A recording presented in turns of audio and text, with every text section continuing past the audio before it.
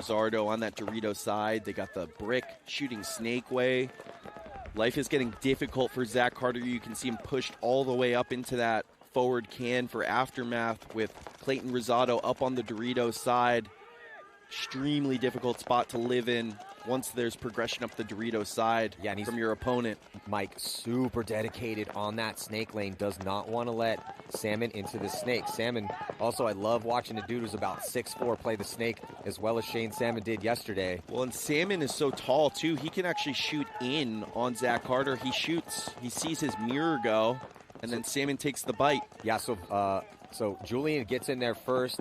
Shane matches him, and then they immediately get a body out behind Shane Salmon, but they're going to be losing 2 bodies here for the Sea Dogs, so squandering this high body situation. These are the small mistakes that these rookie pro teams cannot make. You have a 54, a 5-on-4, and you get deaths in bunches, and now just 3 bodies left alive. No one on that D side. Advantage Aftermath. Yeah, I imagine Trujillo killed Clayton Rosado down the wire there. Trujillo, good job getting into that Dorito one for Aftermath, working with Steven Mazurek, who's now going to fill out to that corner behind him. Now Steven Mazurek can protect Trujillo's wire and let Trujillo hunt, shoot inside a little bit more. Good job by Aftermath, even in the count back up and then taking advantage. They're going to kill another, so 4-on-2 now. Advantage Aftermath after dropping that early body. Yeah, if you're Aftermath, you love when these situations present themselves and you prevail. You start down a body. This is why you run these low body drills. And it looks like Shane Salmon's going to launch. It's going to be a major penalty assessed on Shane Salmon. That's going to pull out his back player. And then there's no one else to pull. So unfortunate mistake here for Salmon is that's going to have the Sea Dogs start down a body, it looks like here, Mike. Yeah, really good job by Aftermath there to protect himself as Salmon went streaking down in the low body situation. If you're Salmon and you get debunked like that, you just got to take it, put in that extra ball on him right in front of the ref, catching that major penalty there. Really tough for the Sea Dogs. Going to be down a point and down a body in the next one against Aftermath. Yeah, and this is when you need to stay composed, though. Okay, we squandered a high body situation. It had a 5-on-4. We made some mistakes. We lost some gunfights. We got a penalty. Now we're starting down with 4 bodies. So they just need to stay focused. But that's a good one for Aftermath because, again, when you start out, you lose that first body, but then you tighten it up. No one else dies. Everything goes perfect. It's going to give them some momentum. So after, again, a 10-minute-long first point leverage up by 1 here on the Tauntauns as these teams switch sides. Every time a point is won, these teams will switch sides. There you have the Tauntauns on your screen. And if there's a no point, which does happen occasionally, they will stay on the same side. Tauntauns need to ramp the pace up of the action here. It looks like Axel Gaudin taking a bounce off the break. Fabrice Colombo streaking up the middle into that brick. 2 in the back center in the forward can for leverage. Oh, they're going to catch a minor right here. The ref saying, hey, hit on your hopper. He's going to pull both back center players. Well, that's not how you preserve a lead. Body dropping from the middle as well, too. Just 2 bodies out there for leverage. They're going to dig out to the back corner and try to split the field as here comes the attack from Caputo. Caputo dips into the snake. No one saw Caputo get into snake 3. That could be a difference maker here if he can get a couple quick kills. But nope, looks like Colombo head on a swivel from the center for the Tauntauns. Able to get a ball on Caputo, and looks like leverage has seen enough. They're going to concede the point as it was just that player in the back corner bunker on the D side. Spitzma, with great eyes, picked up Caputo, relayed it forward to Fabrice Colombo. Fabrice switched his gun, put the shot on Caputo. That's why communication is so important out there. So Spitzma protected his boy right there with the good comms. In the closing situation, Tauntauns even it right back up. It's already in the make-or-break moments of this match, Maddie. Yeah, in the pits right now with the Tauntauns. 20 seconds. Best European team, if we're not counting Legion. Like pure European team as in dominating in Europe for years. So good to see them all year long over here as it's the merger of Notorious. That's why it's the Tauntauns FSU. Trujillo sprinting to the box for Aftermath. So just 4 bodies here for the Sea Dogs on a power play. See if Aftermath can make the most of it. This game definitely is going to go to X-Ball at some point in time. Just means we'll be just playing this game with 2 minutes in between points. Minor penalty assessed here. Another one on the Sea Dogs. They need to tighten things up here. Yeah, I think they should almost concede right here. Yeah, definitely down 1, just a 1-on-5 now. Good job by Aftermath. Taking advantage of the power play opportunity. Shooting that last Sea Dog's body. Ideal power play point because they shot one off the break. That player also called a minor, making it easy on Aftermath, going up 2-0. But we've seen a lot of teams fall into the trap, up 2-0, thinking the game's over when there's still a long way to go. So looking at the replay, 2 bodies alive in that back center here off the break. You see the running referee off camera pulling out the snake runner and then getting that penalty assessed. So, yeah, worst case scenario for him there. But at least they lost it fast. Right, exactly. That's if you're going to lose a slow point like that or a down a body point, may as well lose it fast. Maddie, I think what's happening here is that these South Electronics can players got to bring extra paint because you got to roll your gun in there so long. But it's hard when you're carrying that much paint to feel the pack hit off the break. So we're seeing quite a few minors on that position. Got to develop your nerve endings in the pack, in your pods. Yeah, good luck with that. Yeah. Especially when you get that nice crispy tournament paint. Oh, yeah. Now a 1-point game, or tie game, but Tauntaun's going to lose. Marky Franz out of the back. No, Fabrice Colombo out of the back center. So 5-on-4 advantage. Leverage knows it. Frankie Pashuta calling kill one. Just 3 minutes and 45 seconds left, but Axel Gaudin has gotten into the snake. Not sure that Leverage knows. They're calling red alert, so they're suspicious of Axel being there. Now they're calling snake. They know he's there for sure. That's Zach Moran. Oh, no, sorry, Alfred De Los Santos on your screen. Trying to play whack-a-mole with Axel. Axel owns this snake wire. No one in front of him. Not much Leverage can do from their current positions to slow his progress forward. Axel going to communicate inside with Spitzma. Allow the attack to develop around him. Axel's been doing this a long time. He understands what needs to happen here. 3 minutes left. Tauntaun's down a body, but with the positions, Fedorov hunting through the middle as well. He's on to Leverage's side of the field, man. Yeah, big point right now. Down to 3 minutes on the clock is Tauntaun's in good position. Axel Gaudin here on your screen and in the snake, and Leverage kind of playing this one like they have a lead. Yeah, they're up a body. They don't want to squander it, but they got to get something going. If they can get forward on the Dorito side, it's just Marky Franz right now in Axel's gun inside, holding up that Dorito side attack. That's why I'd like to see them develop, and now they are going to filter out to that insert. Fedorov in that wedge, keyed up. Snake way. Oh, bad comms. The Leverage player thought he was in his own bunker. Now they're in the same bunker. They're going to... Oh, Fedorov gets him clean, I think. Ref running in to check him. If Fedorov's hit, he's definitely catching a penalty right here. He gets bunkered while the ref is checking him. Great job by... I think that was Zach Moran. Oh, man. I think he caught one from Axel there and got rid Axel of it. wrapping around here, down to 2 minutes, and here comes the hammer about to get dropped. As the referee was checking him, did he put a ball in? Nope. No, he had Overwatch from the back center, so still clean in there. Yeah, still clean. I think he might have done something shiesty in there, but I respect the hustle. Yeah, Tauntaun's... Leverage 3-on-1 now. Yes, no, 3-on-2. Still back corner bunker, and he has Overwatch on Axel, so Axel able to stay alive in this spot. Minor penalty going to be assessed here on Leverage. And here come the Tauntauns with Axel Gaudin pushing the issue here on the snake side, trying to get that inside kill, and then sprint in. Actually, you're going to take a lead. No need to sprint in. Actually, probably may want to take a little time off. Yeah, I would have liked to burn some clock there. Zach Moran got a little antsy there, tried to run down Axel, did not shoot him, but continued to progress after he had a hit on him, so catching the minor penalty there. He's actually lucky he didn't put a ball on Axel. But I think at the same time, Leverage lost their last body on the Dorito side, so I don't think that minor was enforced. I think it's going to be on the next point with just 1:35 left. Going to start down a body and down a point. Leverage. Tough in the high body situation. That's tough. Bang for bang in the center, but... And they're finally in a close battle. They had a couple close battles at the last event. They didn't get thrown out the entire tournament. Problem was the last 3 games had been a little bit rough for them. Axel Gaudin, really great, squirrely survivability in the 50 snake there, playing all the way outside of that bunker. Now, Aftermath up 2 against Royal City Sea Dogs. Sea Dogs back to full strength. They run and shoot to the snake off the break with Campbell, and he makes it, Maddie. And they killed Cody Chong off the break. So 5-on-4 in the snake. Make that a 4-on-4 as they lose their center player. Yeah, that center player ideally want to stay alive when you make the snake off the break and you're down by 2. They got a lot of time with it, but I like the gutsy play call.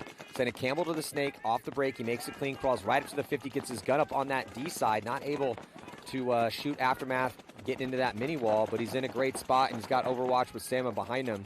Yesterday, the duo of Campbell and Salmon looked pretty good for the Sea Dogs. One of the reasons they were able to beat Uprising. And but they got some work to do here, Mike. Down by 2. A lot of time, though. Both snake players squeegeeing their guns. Campbell from the 50 snake, trying to squeegee, clean out that broken paint from the barrel. Lucas Velasquez also in the snake in front of him.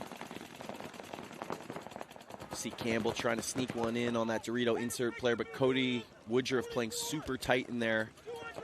Velasquez getting his gun back up, hunting for kills on the inside. Knows he has to contend with the 50 snake in front of him. Ooh, Campbell got Salmon in the snake one behind him, and he looks like he wants to get after it, does Campbell. Yeah, Campbell looks very proactive in his spot. He knows his angles from this position. He knows his team needs 2 points just to tie. But he also seems to know that they have 10 minutes to work with. So he's not over-battling in this position. He knows he's in a good spot. He knows that Julian's probably going to try to run him. And he also knows that he has his second attacker, Shane Salmon, behind him as well, too. So I like what I'm seeing out of Campbell. Yeah, you can see that Julian really wants it from that Snake 3 for Aftermath. Cody Woodruff on the Overwatch from that Dorito insert. Smith playing tight for the Sea Dogs out of the same spot. Cody just staying inside, making sure that 50 snake doesn't run down his boy. And that's Velasquez. Yeah, Velasquez getting a little help. It's really tough to gun battle out of these wedge bunkers, Maddie. You see a lot of guys catch him in the hopper here because it's just tough to get your angle right on the snap.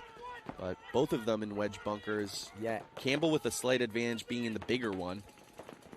Well, Julian also keeps checking off on that inside. There's not a ton of great shots cross field to the Doritos. You're kind of blocked out, but you have great eyes on the middle, and you have to keep checking up there because bodies have been flooding up into those wedges constantly. And his body language tells me he kind of wants to run highway, but knows he shouldn't, right? Because Salmon is on the Overwatch protect on Campbell.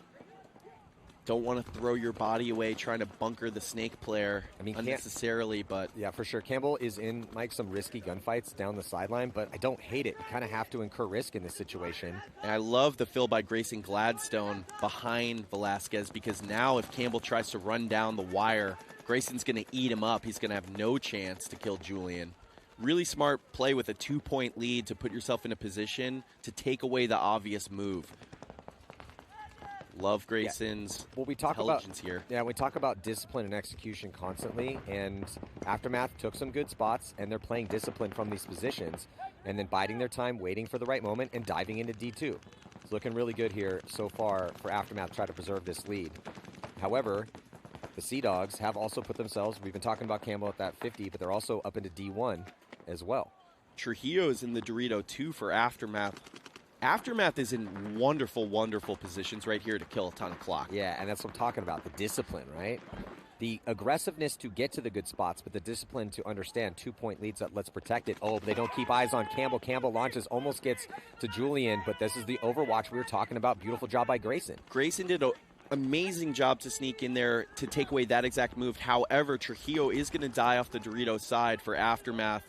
Wonderful job by Grayson Gladstone. However, bad death by Trujillo. Still, Aftermath up 2-0 in a 3-on-3 situation. And they don't own the snake entirely. Cody Woodruff, ton of responsibility now on the island drill in this 3-on-3 with a 2-point lead.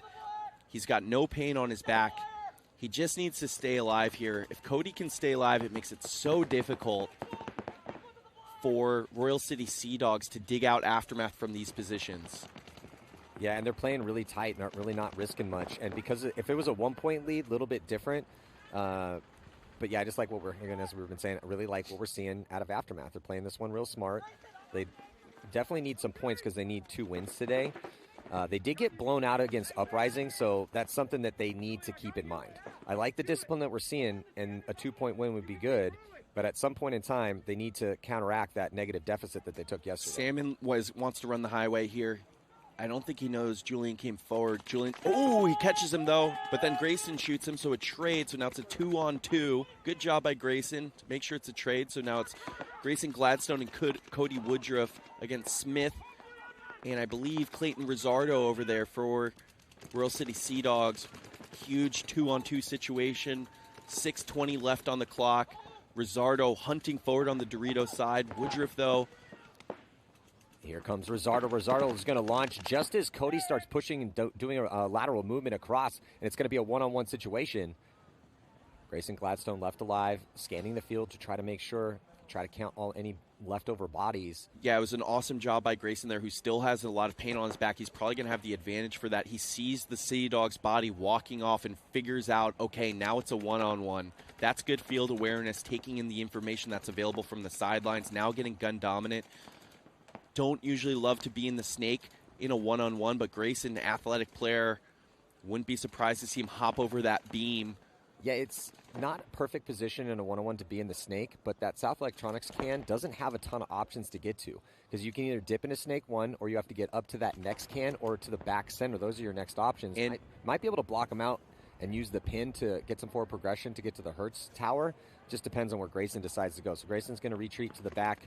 Maddie, snake one. What's going to affect this point is Grayson has a broken pod on his back right now. At some point, moving around the snake, the paint broke in that pod. So if he goes to load, he's thinking he has one more pod to work with here. He's going to load some bad paint into his hopper, and that's going to be an advantage for the Sea Dogs, who need this one-on-one. Yeah, and again, with the point spread from yesterday for Aftermath, Grayson and Aftermath needs this point too, and it looks like he's going to lose the battle here. So, man, nice job by Connor Smith.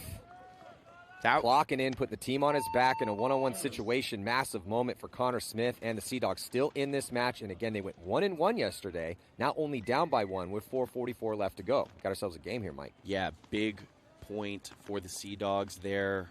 Aftermath got into the good positions. Trujillo with a critical death out of that Dorito 2 spot in the 4-on-4 situation, right when Aftermath looked like they were going to take advantage with Grace and Gladstone. Set this up perfectly, protected Velasquez there, but Trujillo was looking cross-field, and then I don't know where he caught that one from. Might have been maybe a barrel hit, put a little bit on his goggles as well, too. Here was that move from Shane Salmon. He comes up, and then essentially it's a one-for-one trade because that was 2 kills for Grayson on the Overwatch. And then here came the launch from Rizzardo. Cody was thinking about getting back to that Aztec, so then they trade. Comes down to a one-on-one with Grayson Gladstone and Smith. And then after a little bit of a battle, couple of moves from Grayson, Rizzardo, this is what I was talking about, goes to the can because Grayson had to do the retreat because he wanted some more options. And then Smith wins that first gunfight once he gets up to that tower.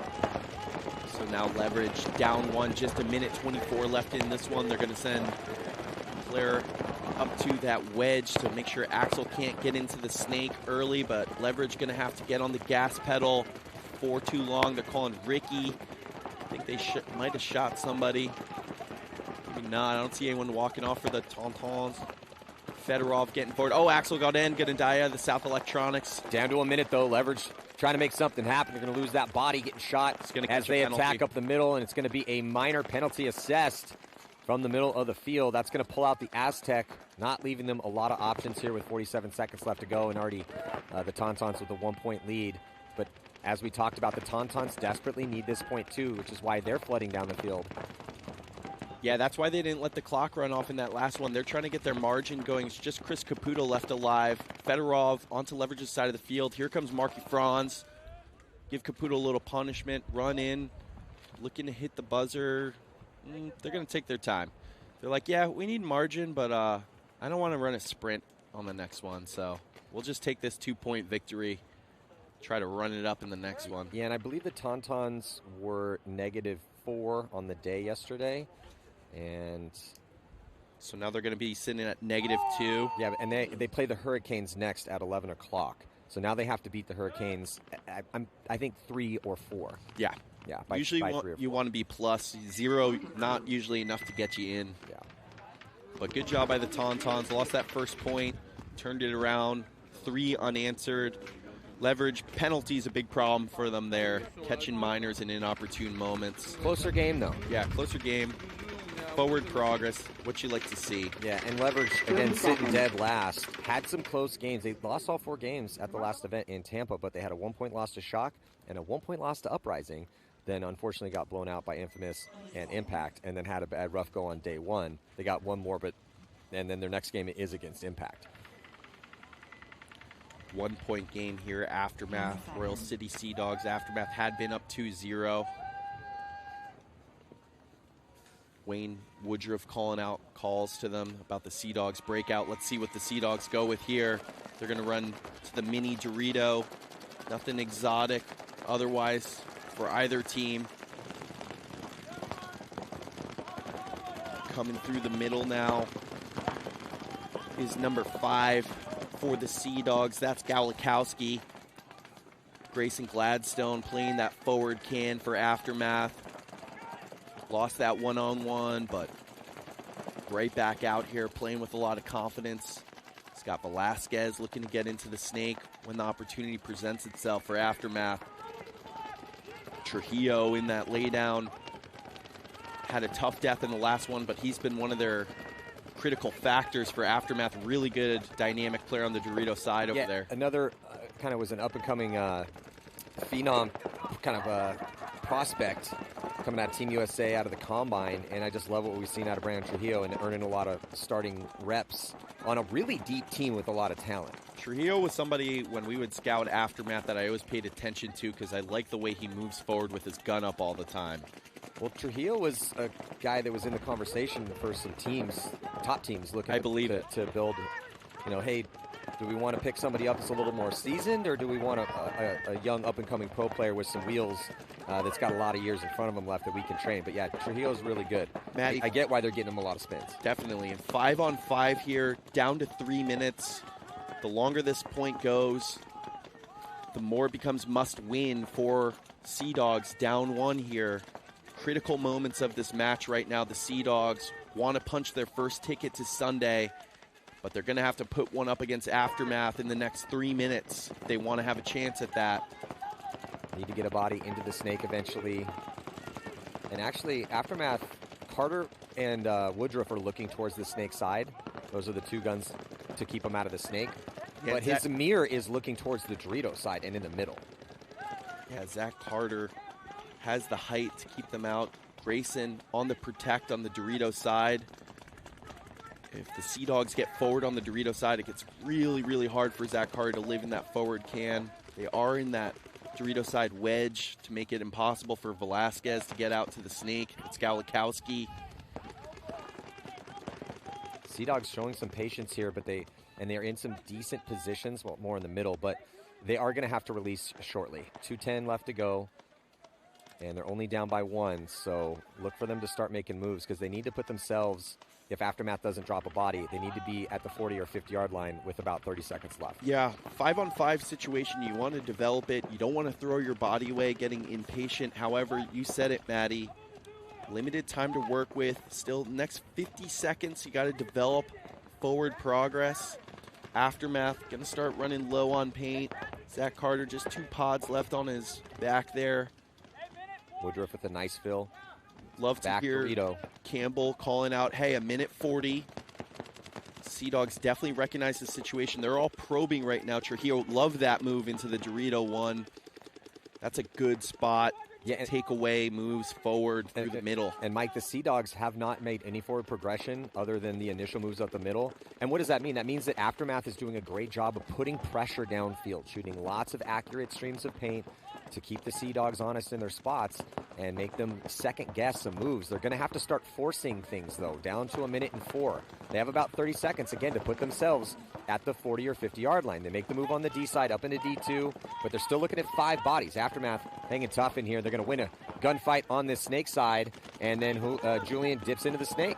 Awesome job by Julian Velasquez to kill that forward can and then make the move forward. Now here comes the attack through the middle for the Sea Dogs. He gets nobody, so just 3 bodies left alive. Make it 2. Grayson Gladstone kills the Dorito player coming forward, so just 2 bodies left alive. The Sea Dogs, I don't think are going to have enough, Maddie. Yeah, I don't think they have enough either, Mike. And also, if things keep going Aftermath's way, they might be able to steal this point for margin here and put the 3rd one up as the attack on the D side strong, as Trujillo does get shot, though, but here comes Zach Carter running the highway on the Snake side, going to try to trade out with Campbell. No penalty assassin with 14 seconds left. They are, with Woodruff, going to be able to hit in that buzzer, and he has time to do the spin for Grayson Gladstone. Make sure he doesn't have a hit on him as he hits the buzzer with 6 seconds left. Put that 3rd point on the board. Maddie, that was amazing by Aftermath. Perfect protect with Sea Dogs trying to come forward. They can develop 0 offense because of the way Aftermath developed there. As soon as the Sea Dogs bodies start forcing it, they pick them off and then switch to gas pedal in under 30 seconds to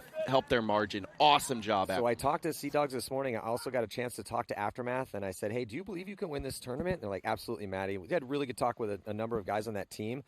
But I was talking to them about moments like this. You have to execute mentally in moments like this. They did it perfect, Mike. Very proud of those guys. They've been putting the work in as they're going to take the victory here. So still got a chance. They do have to play Russian Legion next. Who are we? Aftermath! Who are we? Aftermath! I can't hear you! Aftermath! So a pumped up Aftermath hanging here in Atlantic City. Next match at 10 o'clock against Red Legion. But do not go anywhere. Tampa Bay Damage going to be taking on the Hurricanes, Uprising, and the Ironmen. And also an interesting bet between the coaches of Tampa Bay Damage and the Hurricanes, which I will discuss in just a few moments. So stick with us here at the 2025 Atlantic City Open. I'm Matty Marshall with Mike Jeffrey. We'll be right back.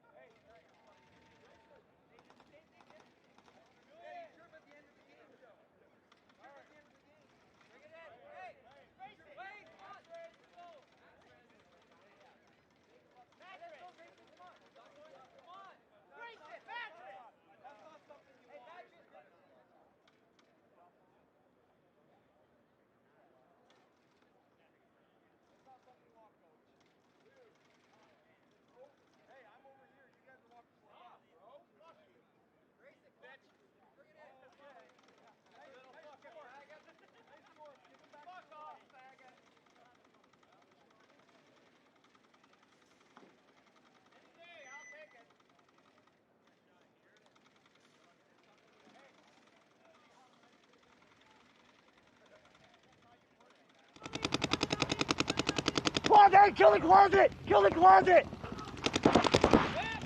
We gotta be alive. Hey, Diesel, America off the break. Hold the zone. Delta money inside. Diesel! Diesel! Diesel!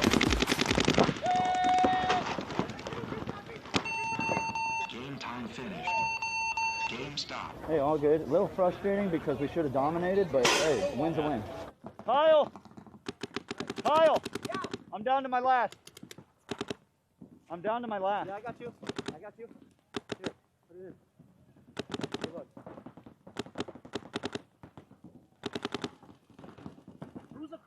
It's closet home on me.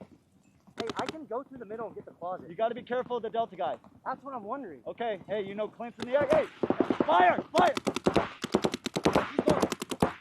No, Arizona. Yeah, go to the closet at least right now.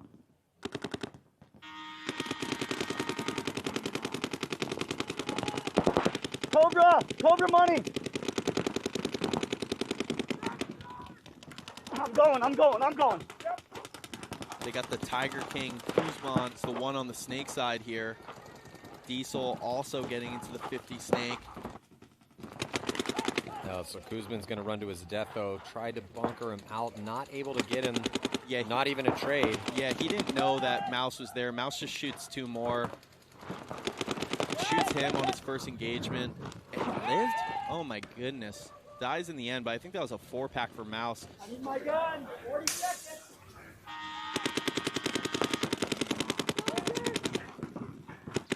I'm on it.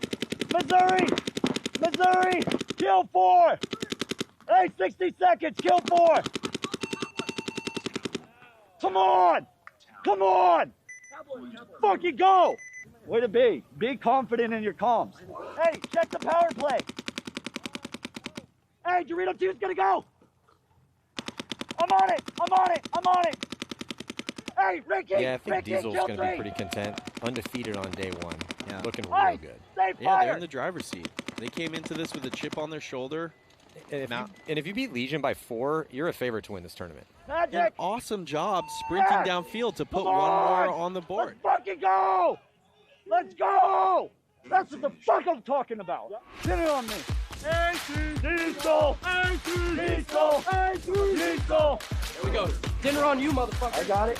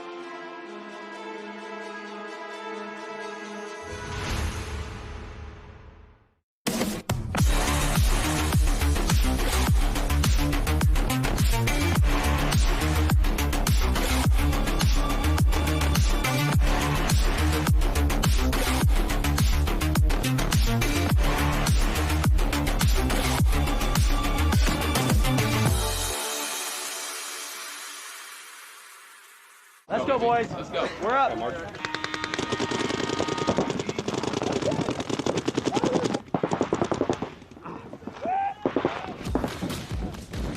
Defining moments. Let's go. Come on. Come on. We win these. Let's go. Yeah, baby. Let's go. Big moment. Love this. Love this. Love this. Let's go, JC.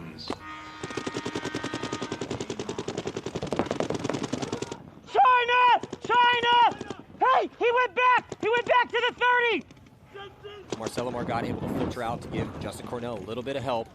Get out! Kill the Kelly! And then Marcelo Margot rolls up and it's a beautiful shot. The 20! Brandon, the 20! Just Jonah. Get out! JC poison! Oh, Kill the wow. snake! Marcelo Margot, great Impact! job. Filters out, puts together a couple kills. Yeah, baby. Hey, defining moments. Defining moments. Come on, Brandon. Come on. All weekend.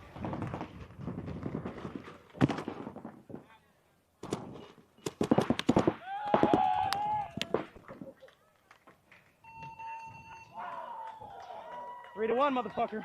There is so much time. That's right. Let's not get into a long, down body situation. Don't get lulled into rushing. Yeah. Right. We have an eternity. Yeah, there's another one in there. Back right! Kill the back right!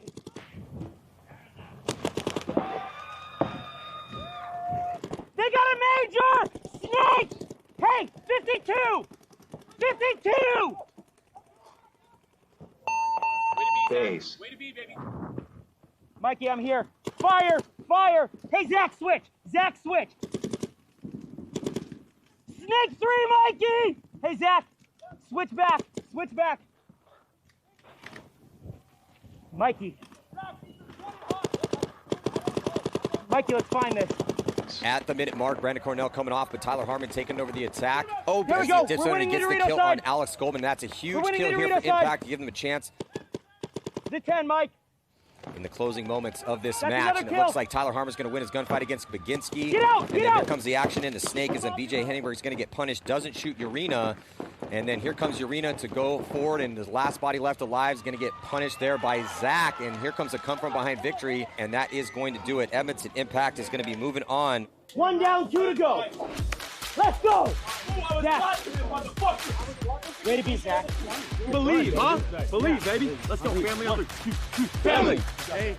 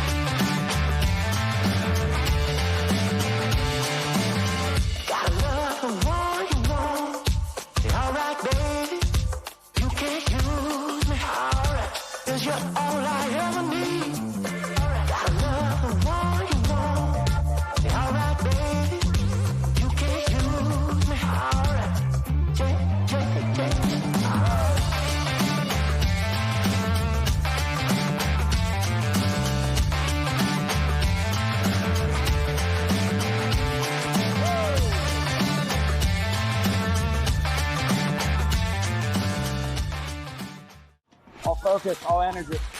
Go, baby. Hey, look around. This is all we need. We play together, we're unbeatable, okay?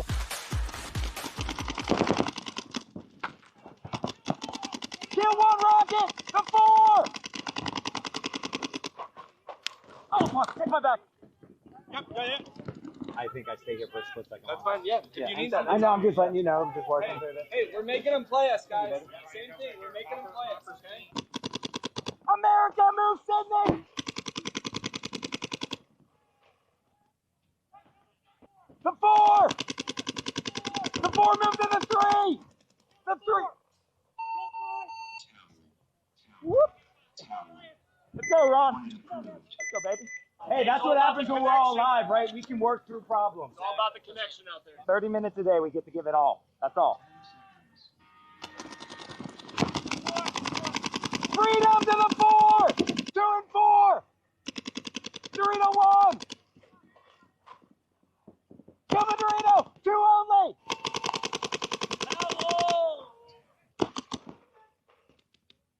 Hey, I'm inside! Is anyone watching the wire? I'm inside!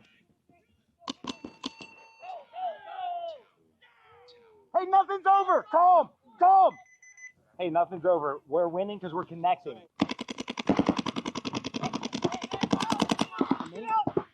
On who? What happened? Who got that? Okay. Come on. We got a minute left. We're doubling the home, me and Mishka. Okay, hey, we're going to be 2 and 4 cross. We have to hit some shots. I don't know what my bailout is. The bailout's playing tight as. Welcome back here, 2025 Atlantic City Open at Matty Marshall with Mike Jeffries. So second battles about to go down here today on the second day of the prelims. Going to be Tampa Bay Damage taking on the Hurricanes and also Uprising and the Ironmen. So Damage looked really good yesterday, but unfortunately for them, they did lose one of their stars as Brian Smith went down with a possible Achilles injury, so wishing him best wishes on his recovery. They are deep. They got a ton of bodies, so next man up, CJ Cantor. And they're taking on the Hurricanes, so the Hurricanes going to be in the lighter blue. They're starting on the right-hand side, looking over the shoulders here. Tampa Bay Damage is initially doubling up that back center. Does produce a kill as leaves at Camp. Yeah, Camp taking the walk from that crucial South Electronics can here, Mike. Yeah, Damage sitting at 2-0. They were one of the better-looking teams yesterday. The Smith injury, of course, unfortunate. Really important player for them, but CJ Cantor, the new pickup, with an opportunity here to prove himself a bit. He also went to Carter Donaldson a bit yesterday afternoon. I thought he played well, so I'd expect to see him here this morning.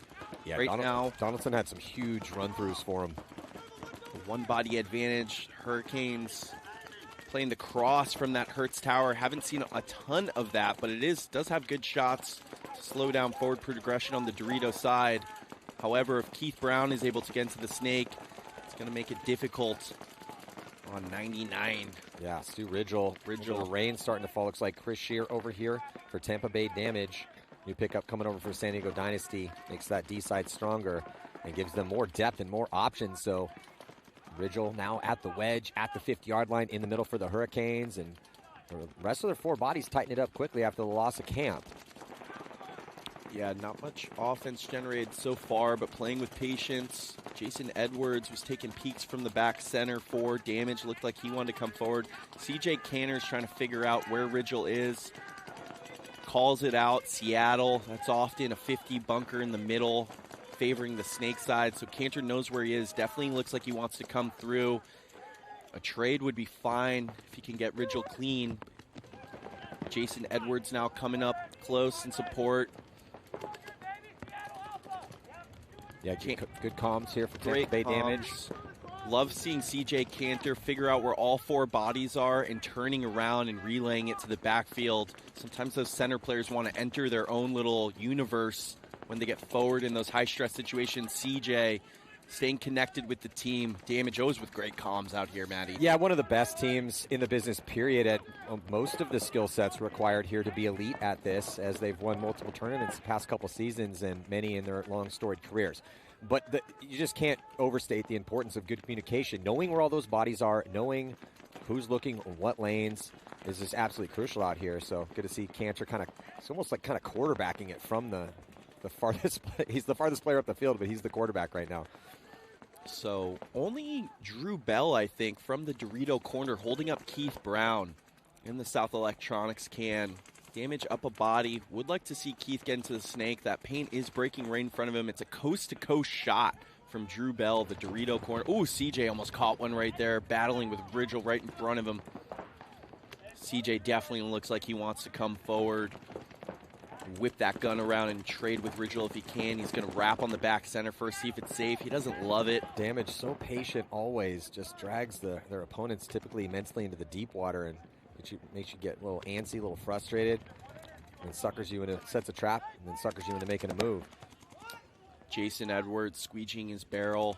That's CJ Cantor looking cross field. Really wants to come forward and bunker out the Hurricanes player who is in that wedge right on your screen, just hidden by that pin there. Yeah, a little bit of another longer first point here as it is drizzling here in Atlantic City. So rain was off and on the forecast, but these guys are getting just a little dose of it right now. Also, a lot at stake here, Mike, is move for the Hurricanes on the D side, both obviously at the tournament, but these coaches made a bet. We'll talk about that second because here comes Ridgel attacking, perfectly timed. He dices up Cantor, who had to look towards that D side. He gets another one. Stu Ridgel, this one's going to go on the list. Little two-pack to open things up in a low body moment for Stu Ridgel. Make that 3. Stu Ridgel still alive, just has to find Chris Shear. He goes across, lateral movement into the brick. He's going to get some help as they get to the 50-yard line. Snake, and Stu is just going to do it all himself. And actually one more body left alive in that back corner bunker on the D side as the rain starts to fall a little harder now. Stu Ridgel won that point for the New Orleans Hurricanes right there with absolutely dynamic center play. CJ Cantor had been sort of looking around like he wanted to make the move and come bunker Ridgel. Instead, Ridgel comes forward to the Hertz Tower on Damage's side of the field, shoots CJ in the pack, then righty lefties Jason Edwards in the arm in the can in front of him, gets another kill, running down Chris Shear. Solid 3-pack, if not a 4-pack for Stuart Ridgel in a low body situation in the first point. Awesome job. Arguably, if that's not the best move, that's one of the best moves. You're playing Tampa Bay Damage. You're trying to set the tempo and the pace, get that momentum. Point number 1, big moment, man. Big moment for the leader. He's the captain of that squad. You know, Stu Ridgel is one of the reasons that the Hurricanes exist. And we're in the pits right now. Let's listen in. Listen, hey, listen up. The shot from the money 20 seconds. is there. The way they're playing it, the way they play that first point, what we talked about, we need to do that. In that money, we need to do that. 10 seconds. Hey, everybody good. Drew Bell, put an extra pot on your back. Love the comms in the Hurricanes pit right now, making sure everyone knows the important shot. Telling Drew Bell, put another pot on your pack. No running out, paying out here. Now Ironman uprising. Ironman going to lose 2 off the break. Uprising, losing Nate Schrader. Is that Nate Schrader? No, I don't think so. No, not Nate Schrader. 3 on 4 advantage uprising so far. Both these teams sitting at 1-1. Huge game when you're sitting at 1-1. Schrader coming through the center in that Hertz Tower. Ilya taking the walk here. So 4 on 3 situation. Is Ilya the one taking the walk from that D side here as the uprising launches? So these boys from the Northwest, no strangers to playing in the rain. As Nate Schrader hunt for it. Onto the Ironman side of the field here, really putting the pressure on these 3 remaining bodies trapped in the pocket. But Nate's going to get eaten up, and then here comes the counterattack from Tom Guess as he gets up to that brick. And are they going to be losing another body? Oh, it's Ironman. Ironman losing body widest on the D side. So 2 on 3 situation here still in favor of Uprising. Yeah, it was Pat Kraft dying out of the back center. Tough death there. And they're going to lose Tom Guess out of the brick. So it's just Henry Sense in the Snake 1. And not going to last against Graham Arnold and the rest of the Uprising boys who going to put a quick rain point out there. Dump the paint in the hopper. Just a pass and shower. You can tell by the way the sun's breaking through here, Maddie. Nice quick one to get the ground nice and muddy real quick. Yeah. Just muddy things up real quick. Make those jerseys all nice and dirty. Looks good on camera. Maddie, tell us about this bet in the New Orleans Hurricanes Tampa Bay Damage set. Yeah, so Kevin Brettauer, he's like, Maddie, I don't know if you want to talk about this on the webcast, but I got to let you know. I'm like, oh, yeah, give me some insight. He's like, we got a big wager on this one. So essentially the stakes are this. If the Hurricanes win, then the coach for Damage, Kevin Brettauer, has to wear their Mardi Gras jersey all day. Which he said is the worst jersey of all time. Yeah, went on record publicly shaming it. And then if if Damage wins, the coach for the Hurricanes has to run pods for him shirtless in their next match. Wow. I feel like Skinny got pretty good odds there. Just has to wear a stupid jersey instead of running pods shirtless. But it looks like Hurricanes losing a body here on the break. Well, I asked the question. I'm like, well, I mean, if it was like Keith Brown walking around shirtless, then that's just good on Keith, putting the rest of us to shame. If I have to walk around shirtless, it's like, God, that pasty white hairy guy. Jesus, put a shirt on, Matty. I love walking around shirtless, but right now it's Chris Shear doing the work for Damage, killing the South Electronics can. They killed Drew Bell earlier, but Jacob Edwards going to take the walk. So 4 on 3 advantage Damage here, I believe. Keith Brown, Jason Edwards, Chris Shear with forward progress into that Dorito too. He's already generated 1 kill from that spot. CJ Cantor up in the brick. Yeah, advantage, though, for damage because even though they're down a point, they have Keith Brown, he was lights out yesterday for him. But he's the only body here on the snake side. So if he can get into the snake here eventually, it will probably be curtains for the Hurricanes. Yeah, I think it's this player in the juice box, the laydown, who is Rigel, who's shooting that gap, I think, but I didn't really feel like that was there. CJ again, CJ Cantor turning around and doing a good job communicating, looking at Brown and Rigel, the captain, who just had that great move in the first point. Sun coming back out here in Atlantic City. Under 9 minutes to go left in this one. Hurricane sitting at 1-1, damage at 2-0. Rigel now hunting through the middle. Took a quick snap at Jason Edwards, did not connect, and Keith Brown gets into the snake. That changes the dynamic of the point. Keith Brown is in the snake alone for Tampa Bay damage. Getting on the wrap now, immediately shoots Stuart Rigel, and now he's going to go all the way to the 50. Damage shoots the filler.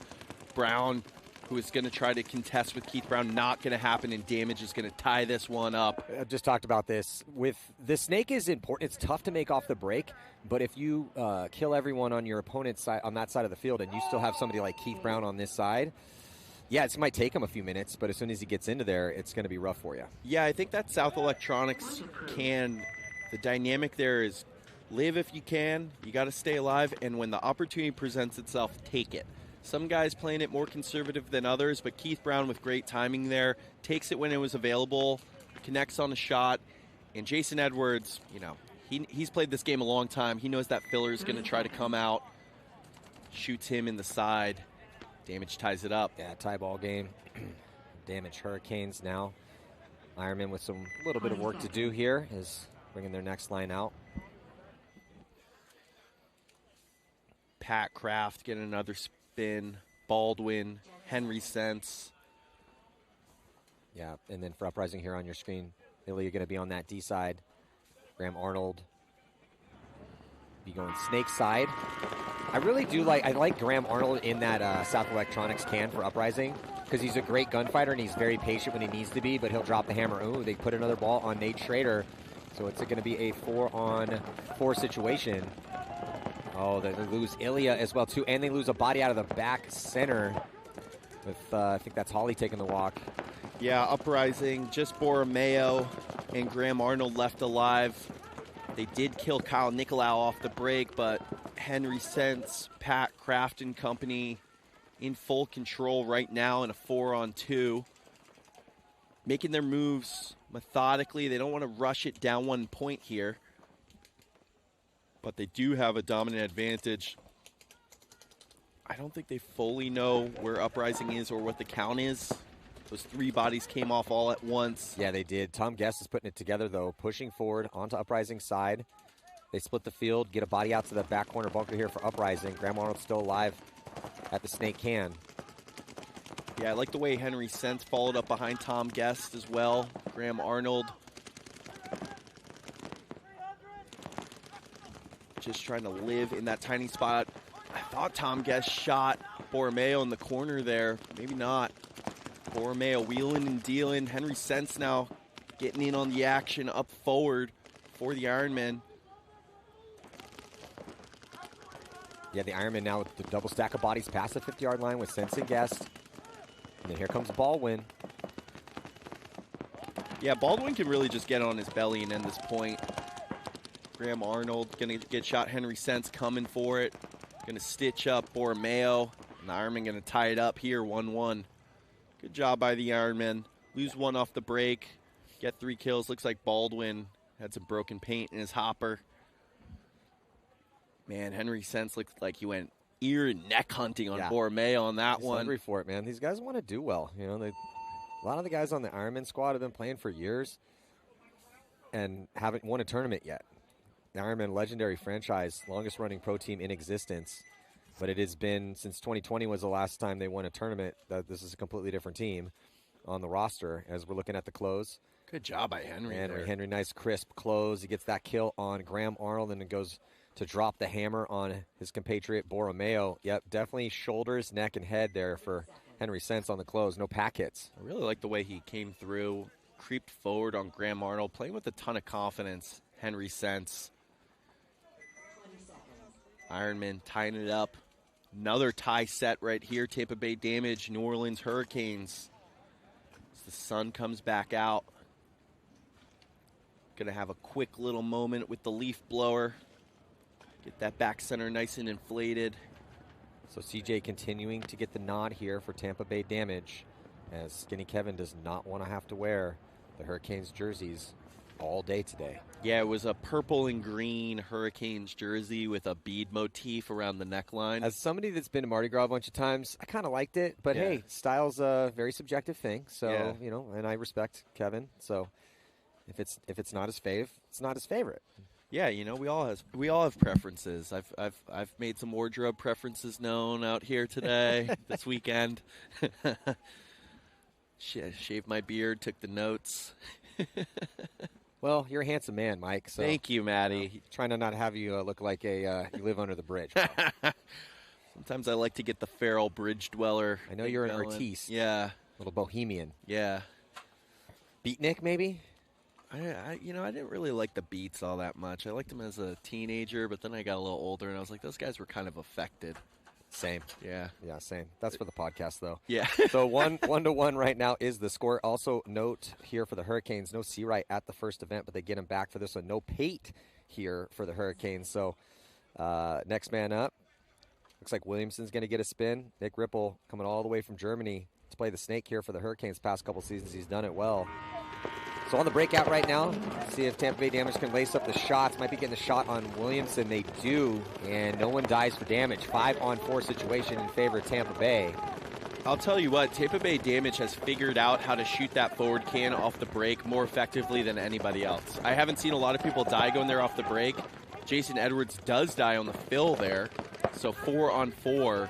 But Damage has shot 2 bodies out of that can. That's going to be interesting going forward in this tie game if the Hurricanes have to adjust away from the default play call because of Damage's effective guns off the break. See if the Hurricanes can reposition here. A couple moves on that D side, getting out wide. Triple stack of moves as they take the mini wall. Now going right into D1, also back corner, and they get the kill. Crucial kill here on Keith Brown out of that snake can, that South Electronics can. Yeah, that big kill here for the Hurricanes. That was Nick Ripple just heads up, but the Hurricanes then lose Brown out of the backfield as CJ Cantor comes through the middle. So 3-on-3 situation, back and forth battle here.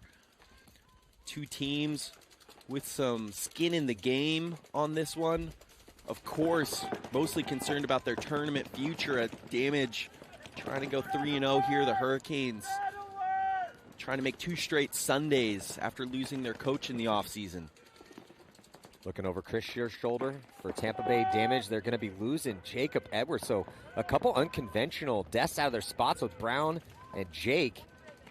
Unfortunate for Tampa Bay Damage. Yeah, they're going to want this one back. Those 3 guys, Keith Brown, Jason Edwards, and now Jacob Edwards, dying in gun battles and on fills. Uncharacteristic for them. 2-on-3. Hurricanes advantage right now. CJ Cantor up in that center. Yes, Chris Shear alive, though. Always got to be careful with Chris Shear on the field. That guy really knows how to send some heat-seeking missiles out there. Absolutely. Chris Shear has multiple gears. He can play offense, he can play defense, and he's a lawyer. He's real smart. So on his field, he gets the kill, cross, or straight up, and then knee slides into that D2 position. Chris Shear is a great elite gun battler. I think he just killed Seawright down the wire, immediately double knee slides into that Dorito 2. Chris Shear really brought Damage back into this point right there. Nick Ripple does have outside containment on the snake side. Cantor here on your screen backing all the way up off that brick to try to get an angle on Nick Ripple. Nick Ripple dedicating his gun towards Chris Shear, though, on the D side of the field. Yeah, Cantor backed way off. Tried to sneak one in on Ripple, but Ripple, wise to it, pops the top. Ripple has no paint on his back. He's on his last hopper. in these 2-on-2 situations, yeah, he was a little hesitant to play on his belly for too long because you don't want to give up eyes on anybody. Keeping your eyes downfield in these 2-on-2s is so critical. Well, that's gone up into the Snake 3 now. And that's why Chris Shear, who can definitely dive, double knee slide, slid into D2. You know, people knock the double knee slide because it doesn't look cool as a Superman dive. But you know what it allows you to do? Keep your eyes down field, but then, man, what a beautiful shot from C.J. Canner. Smokes Nick Ripple, and that puts Seawright in a tough position. So he's going to move up into that brick, little mini brick. Yeah, Seawright in the middle, trying to wheel and deal, but he's going to get caught. Man, C.J. Canner and Chris Shear did a wonderful job there bailing out Damage, who had some bad deaths and had squandered an advantage, but C.J. and Chris Shear staying calm, composed, picking off the Hurricanes one by one. Awesome job there to give Damage a 2-1 lead. Yeah, 2 new guys on the squad, not new to the league, as C.J. Canner played for years New York Extreme and got picked up by Tampa Bay Damage for this exact reason. With some aging vets and some aging all-stars, never know who's going to go down. C.J. Canner moving nicely into that starting role. And then Chris Shear is one of the best D-side players on the year, or the entire league.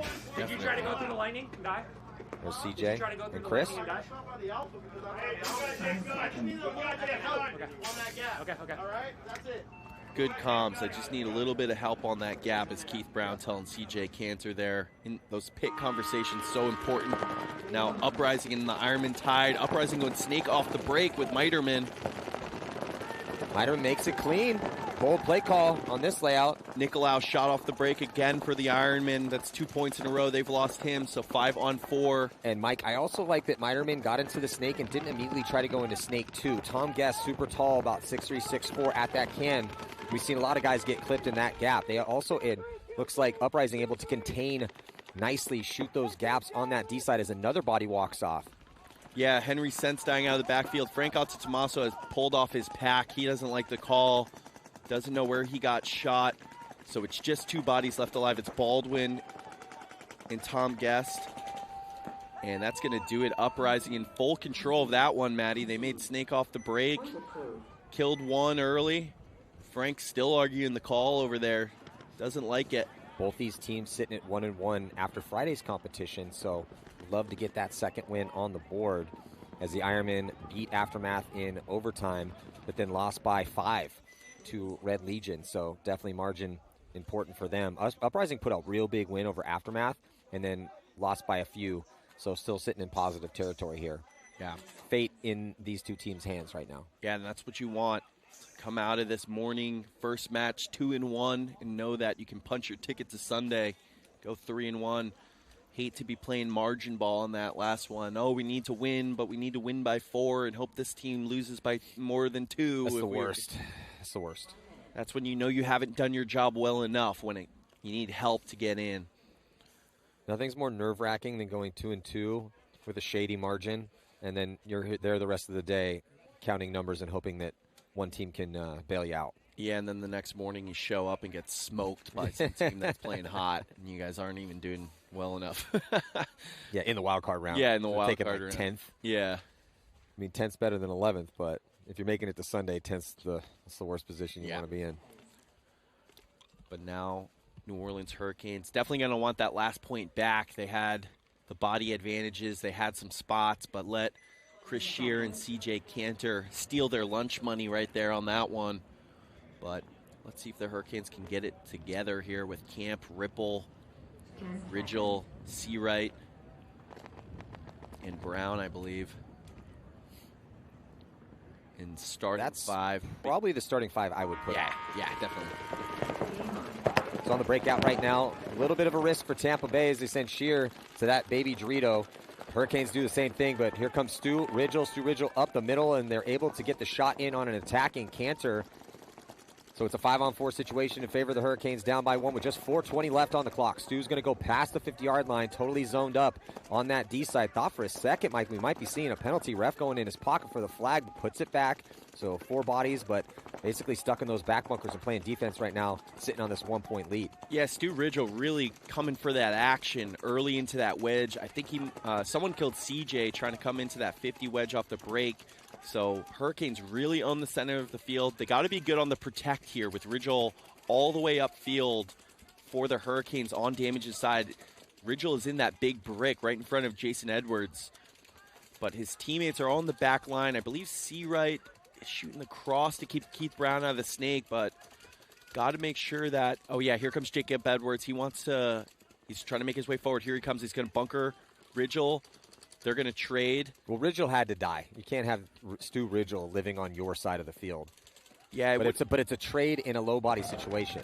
Oh, and now a minor's going to happen on Jason Edwards here. Running ref.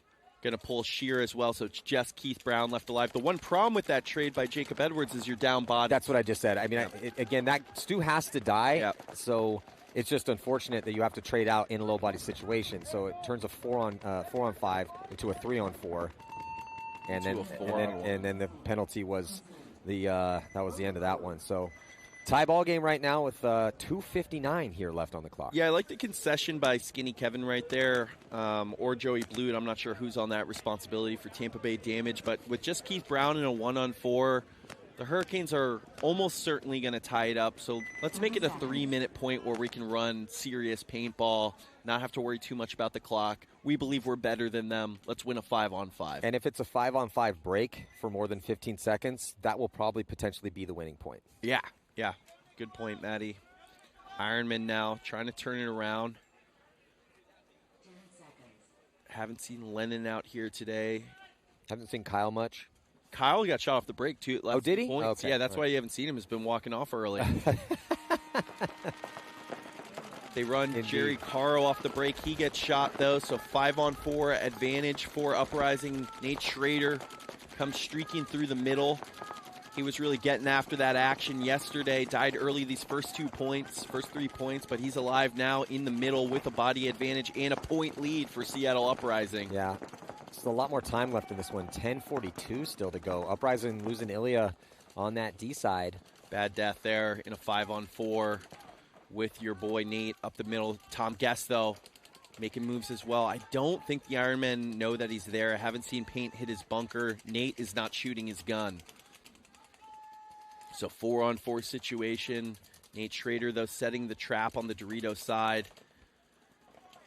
Yeah, Nate's, from that wedge. Yeah, staying dedicated and patient, not touching the bunker, not trying to telegraph his position and waiting on that gap from the baby Dorito.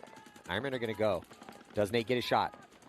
I think it's the next gap that he has, and then also if Tom Guest tries to come forward into that Dorito side wedge, Nate is going to be able to eat him.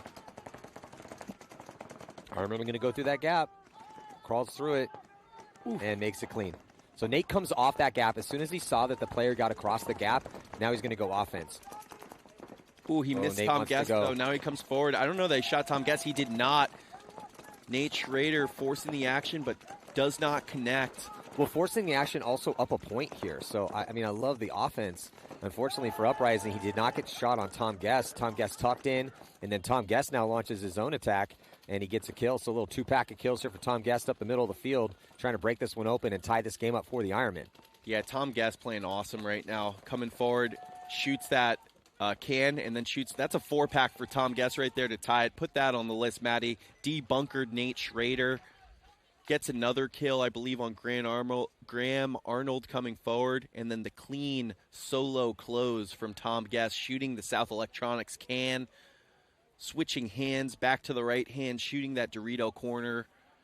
And the Ironman going to tie it up. Yeah, again, we give away $500, best individual performance in a point in the prelims, and $1,000 on Sunday, courtesy of Pate Smith Law. He's a lawyer who specializes in representing you against your insurance company when they don't want to pay you on a property claim. Let's get a look here on the replay. So Nate Schrader playing on his toes, playing aggressive, but Tom popping the top there and then comes back around here right-handed, gets a shot on Nate Schrader. Stays alive and then starts to launch his own attack, sizing it up perfectly, knows where these last bodies are. Gets a shot in on Graham. Little 2-pack so far, and then just continued the slaughter with Miterman left alive here. Gets that kill, switches hands, and then taps out that last body. 4-pack confirmed here for Tom Guest. Yeah, he and Henry Sense did the same exact move, 2 closes in a row for the Ironmen. Yeah, but Tom had a lot more kills. Oh, yeah. Tom's was more impressive, 100%. Tom's went on the list, and unfortunately... no, Henry's won't, but I like, they have the field knowledge. 2 different guys in the field know exactly what needs to happen. when it comes down to just 2 bodies left alive. Nate Schrader having a tough morning for Uprising so far, but Damage running ref again. 1 body coming off for the Hurricanes. Chris Shear, though, gets shot, so 4-on-4 situation. Damage in a tie game against the New Orleans Hurricanes. Seawright, Ridgel, Ripple, and Brown, I believe, for New Orleans Hurricanes. But here on the eye in the sky, a little bit better field position here for Tampa Bay. They got the body at the brick, outside wide on the D side, and the Hurricanes are also in the baby Dorito, but outside containment is big. You can see here with Edwards, Jacob Edwards. Those bunkers, it's a gunfight paradise. They're all in a line.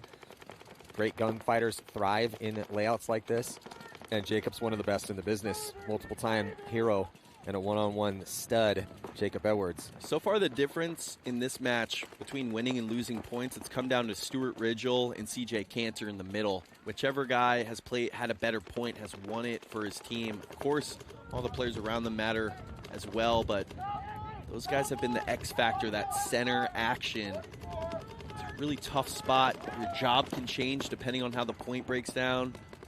Offense, defense, switches have to happen, drop of a hat. CJ just looking at the clock there. Minute 30, 4-on-4 situation. A lot of times in these situations, you'll see both teams try to get it down to like 40 seconds or so, and then a scramble will happen. With Damage, you never know. You might see them sort of lock up and not try to force anything. Yeah, possible overtime here with these D teams looking pretty even. But if it's going to happen, it'll start happening in the next 15 to 20 seconds or so. And yeah, and the Hurricanes are making their moves forward. Stuart Ridgel seems like he wants it. Now everyone knows the time. The buzzer lady calls out 60 seconds. Yeah, Seawright just put himself in position. Goes up into D2, so he's on the same line as Stu Ridgel. Ridgel on his knees, though, protecting that gap. Cantor focusing on trying to keep Seawright from moving up through that gap across the 50-yard line. Yeah, I don't know. It's kind of if the Hurricanes want to send it now, we'll have a scramble. Damage is in a really tough spot to develop anything with where the Hurricane players are. Yeah, no one in the snake for either squad. Nick Ripple's been totally focusing his gun in front of his teammate Seawright on that D side. Not looking to get in the snake. And here comes Stu at the 50-yard line. But only down to 15 seconds left. It's got to happen right now. Yeah, it's actually too many guns are on the field. Oh, a major penalty on CJ Cantor. That's going to be a swing point. And that's Hurricanes going to win. Do it. Yeah, so the Hurricanes going to be taking the victory if that call stands as CJ launches. Red flag of death goes up in the air. Major penalty assessed. It's under 60 seconds. That's a swing point. And with just 5 seconds left to go, that, if, again, the call stands, is going to give the Hurricanes a big upset victory over Tampa Bay Damage. Really tough penalty by CJ Cantor. Kind of a meaningless exchange there with how little time was left on the clock. But it's not meaningless because he catches the major penalty. Now Skinny Kevin is going to be rocking that Mardi Gras jersey for the rest of the day.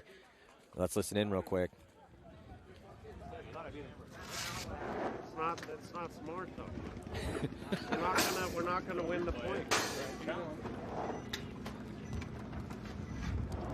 That guy also said what happened yesterday when we saw the video. He was 110% wrong, right? I mean, he's saying. Yeah, so let's get a look at this replay. You heard Skinny Kevin, a man of many words sometimes, but he said, yeah, but it's not smart, though. So why is it not smart? Because we're pretty much in garbage time. With the parity in the positions and on the count, CJ comes through. Even let's just say he gets this kill clean, right? He gets the kill clean. He's at the brick. What? There's 9 seconds left, 10 seconds left. With everyone else out of position to launch a big attack to try to get that win and steal it at the last second, it's just not going to happen. There was no chance to win that point. Unnecessary move, and it cost his team. So now Uprising and Ironman in a tie game, so much longer in this one. 8:30 left to go still. They're going to be in X-ball mode, so just 2 minutes between points now. And Uprising going to lose their player out of the middle, but it looks like he might have traded with Tom Guest. Yeah, so Alec Holland taking the walk, Tom Guest taking the walk. Still doubling up in this back center. The LA Ironman over the shoulders of Pat Kraft Jr. and Henry Sense. A little bit better field position for Uprising as they have Nate Schrader always hunting up that middle and making moves on the D side as well, too. Lateral movement across to get into the mini wall. Ooh, referee going to come and give him a check, though. He's going to pull him out, look for a possible minor. It's going to be a minor that's going to pull out the big killer for Uprising Schrader. So just 2 bodies left alive, 4 on 2 for the Ironman now. You know, that yellow bird didn't have much color on it, so I'm not sure the Ironman knew it happened. And now, good job by Uprising pushing it in a low body situation. Not going to really cross the field and dink out 4 players, so you might as well send it. Now getting into the snake is Graham Arnold, so Ironman with a 2-body advantage. I'm not sure they're aware of it. Uprising still playing with some gas pedal. I think that's this tie game. I think that's Woodward, Austin Woodward, one of the newer players on Uprising, as the last body left alive on the D side. He's made some nice moves over to make this one interesting. He gets into D2, and does he get the crossfield kill? He might have. He did. So Woodward getting in there and getting that kill on Baldwin. So now it's a 2-on-3 situation. Evens it up a little bit. Oh, but Graham Arnold, where did Graham get shot? I believe from Frank onto Tommaso in that brick. Frank was sort of protecting on the snake there and immediately got on the wrap. Frank, we haven't seen him through the center, but doing a nice job in this point to take advantage of the high body situation and serving some extra juice on the back of the Uprising player right there. Some bright yellow Tang soda-like color. And good to see Frank dropping some weight, looking fast out there, looking like Frank Antetomaso. Yeah, I think he had a lot to prove after how last year went with us on Revo, and I really like the way he's responded with the Ironman here. He's playing well out here, looks great, moving great. Hey, it looks like Frank Antetomaso from 2021. Yeah, it's a 1-point lead for the Ironman now.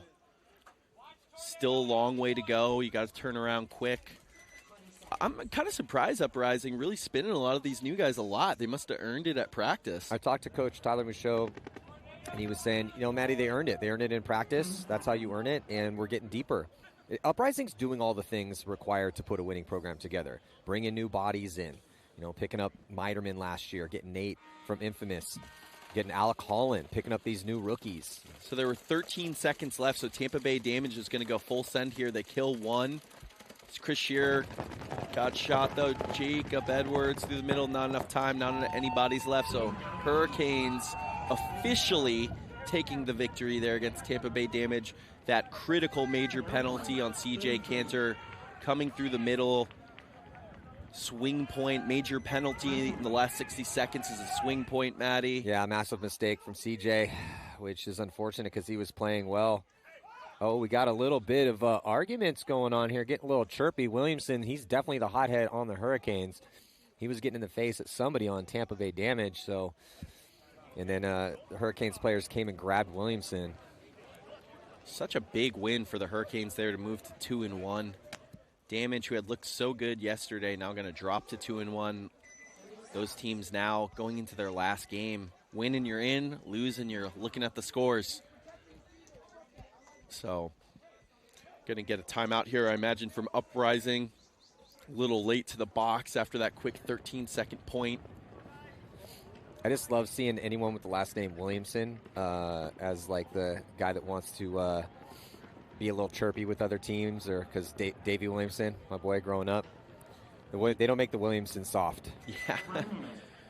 Of Ironman, Excessive, Dynasty, Davey Williamson. He was one of my favorite players growing up. Yeah, I'm wondering if Williamson on the Hurricanes is Scottish, because Davey Williamson was born in the ghettos of Glasgow, lived there for 4 years before his family moved over here. Wow. Yeah, so you talk to his dad, you can barely understand him.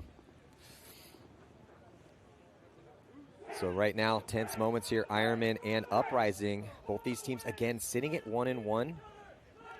And the Ironman, if they win this one, would like to run this score up a little bit. Yeah. Because they did get beat up a bit by Legion. I mean, Uprising's tough right now. It's just really, no one really runs the score up much against Uprising these days. Henry Sense taking the seat on this one, calling from the box, double blue, no magic. Henry Sense always a vocal leader for his squad. 1-point lead here against Uprising.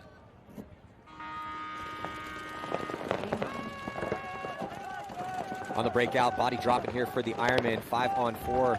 in favor of Uprising. They just have Nicolao's number off the break. That's 3 times he's gotten shot in the first 10 seconds were off the break for the Ironmen.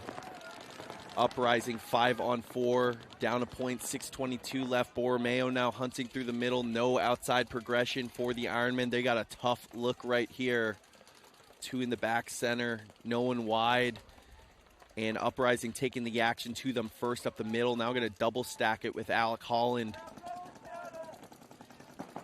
So it's going to get increasingly difficult. Now Uprising has 2 bodies in the middle, keeping everyone short. Borromeo tries to sneak one in on Lennon there in that forward can, unable to put the shot on him. Lennon now going to come forward. He gets shot in transition, so 5-on-3, all Uprising in this point so far. They killed Tom Guess out of the back center and Frank. Oh, man. Wow. A rough one here for the Ironmen, trying to preserve this lead. That's most likely not going to happen. It's going to take Uprising a bit to figure out there's just 1 body left alive at that South Electronics can, and it's Baldwin who's in a tough position right now. Yeah, this was what gave them issues, too, against Red Legion, was Red Legion took the action to them up the center first. Oh, my goodness.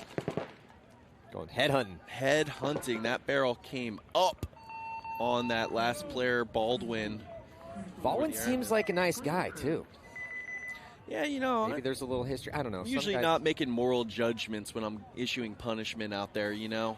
Everyone I just don't know if there's a little history here. Could be. Sometimes that's the case. Sometimes not. Sometimes that's just, I mean, this is pro paintball, so Yeah, you're going to get tenderized out here. It's part of the game. Sometimes it's just pure sadistic behavior out here.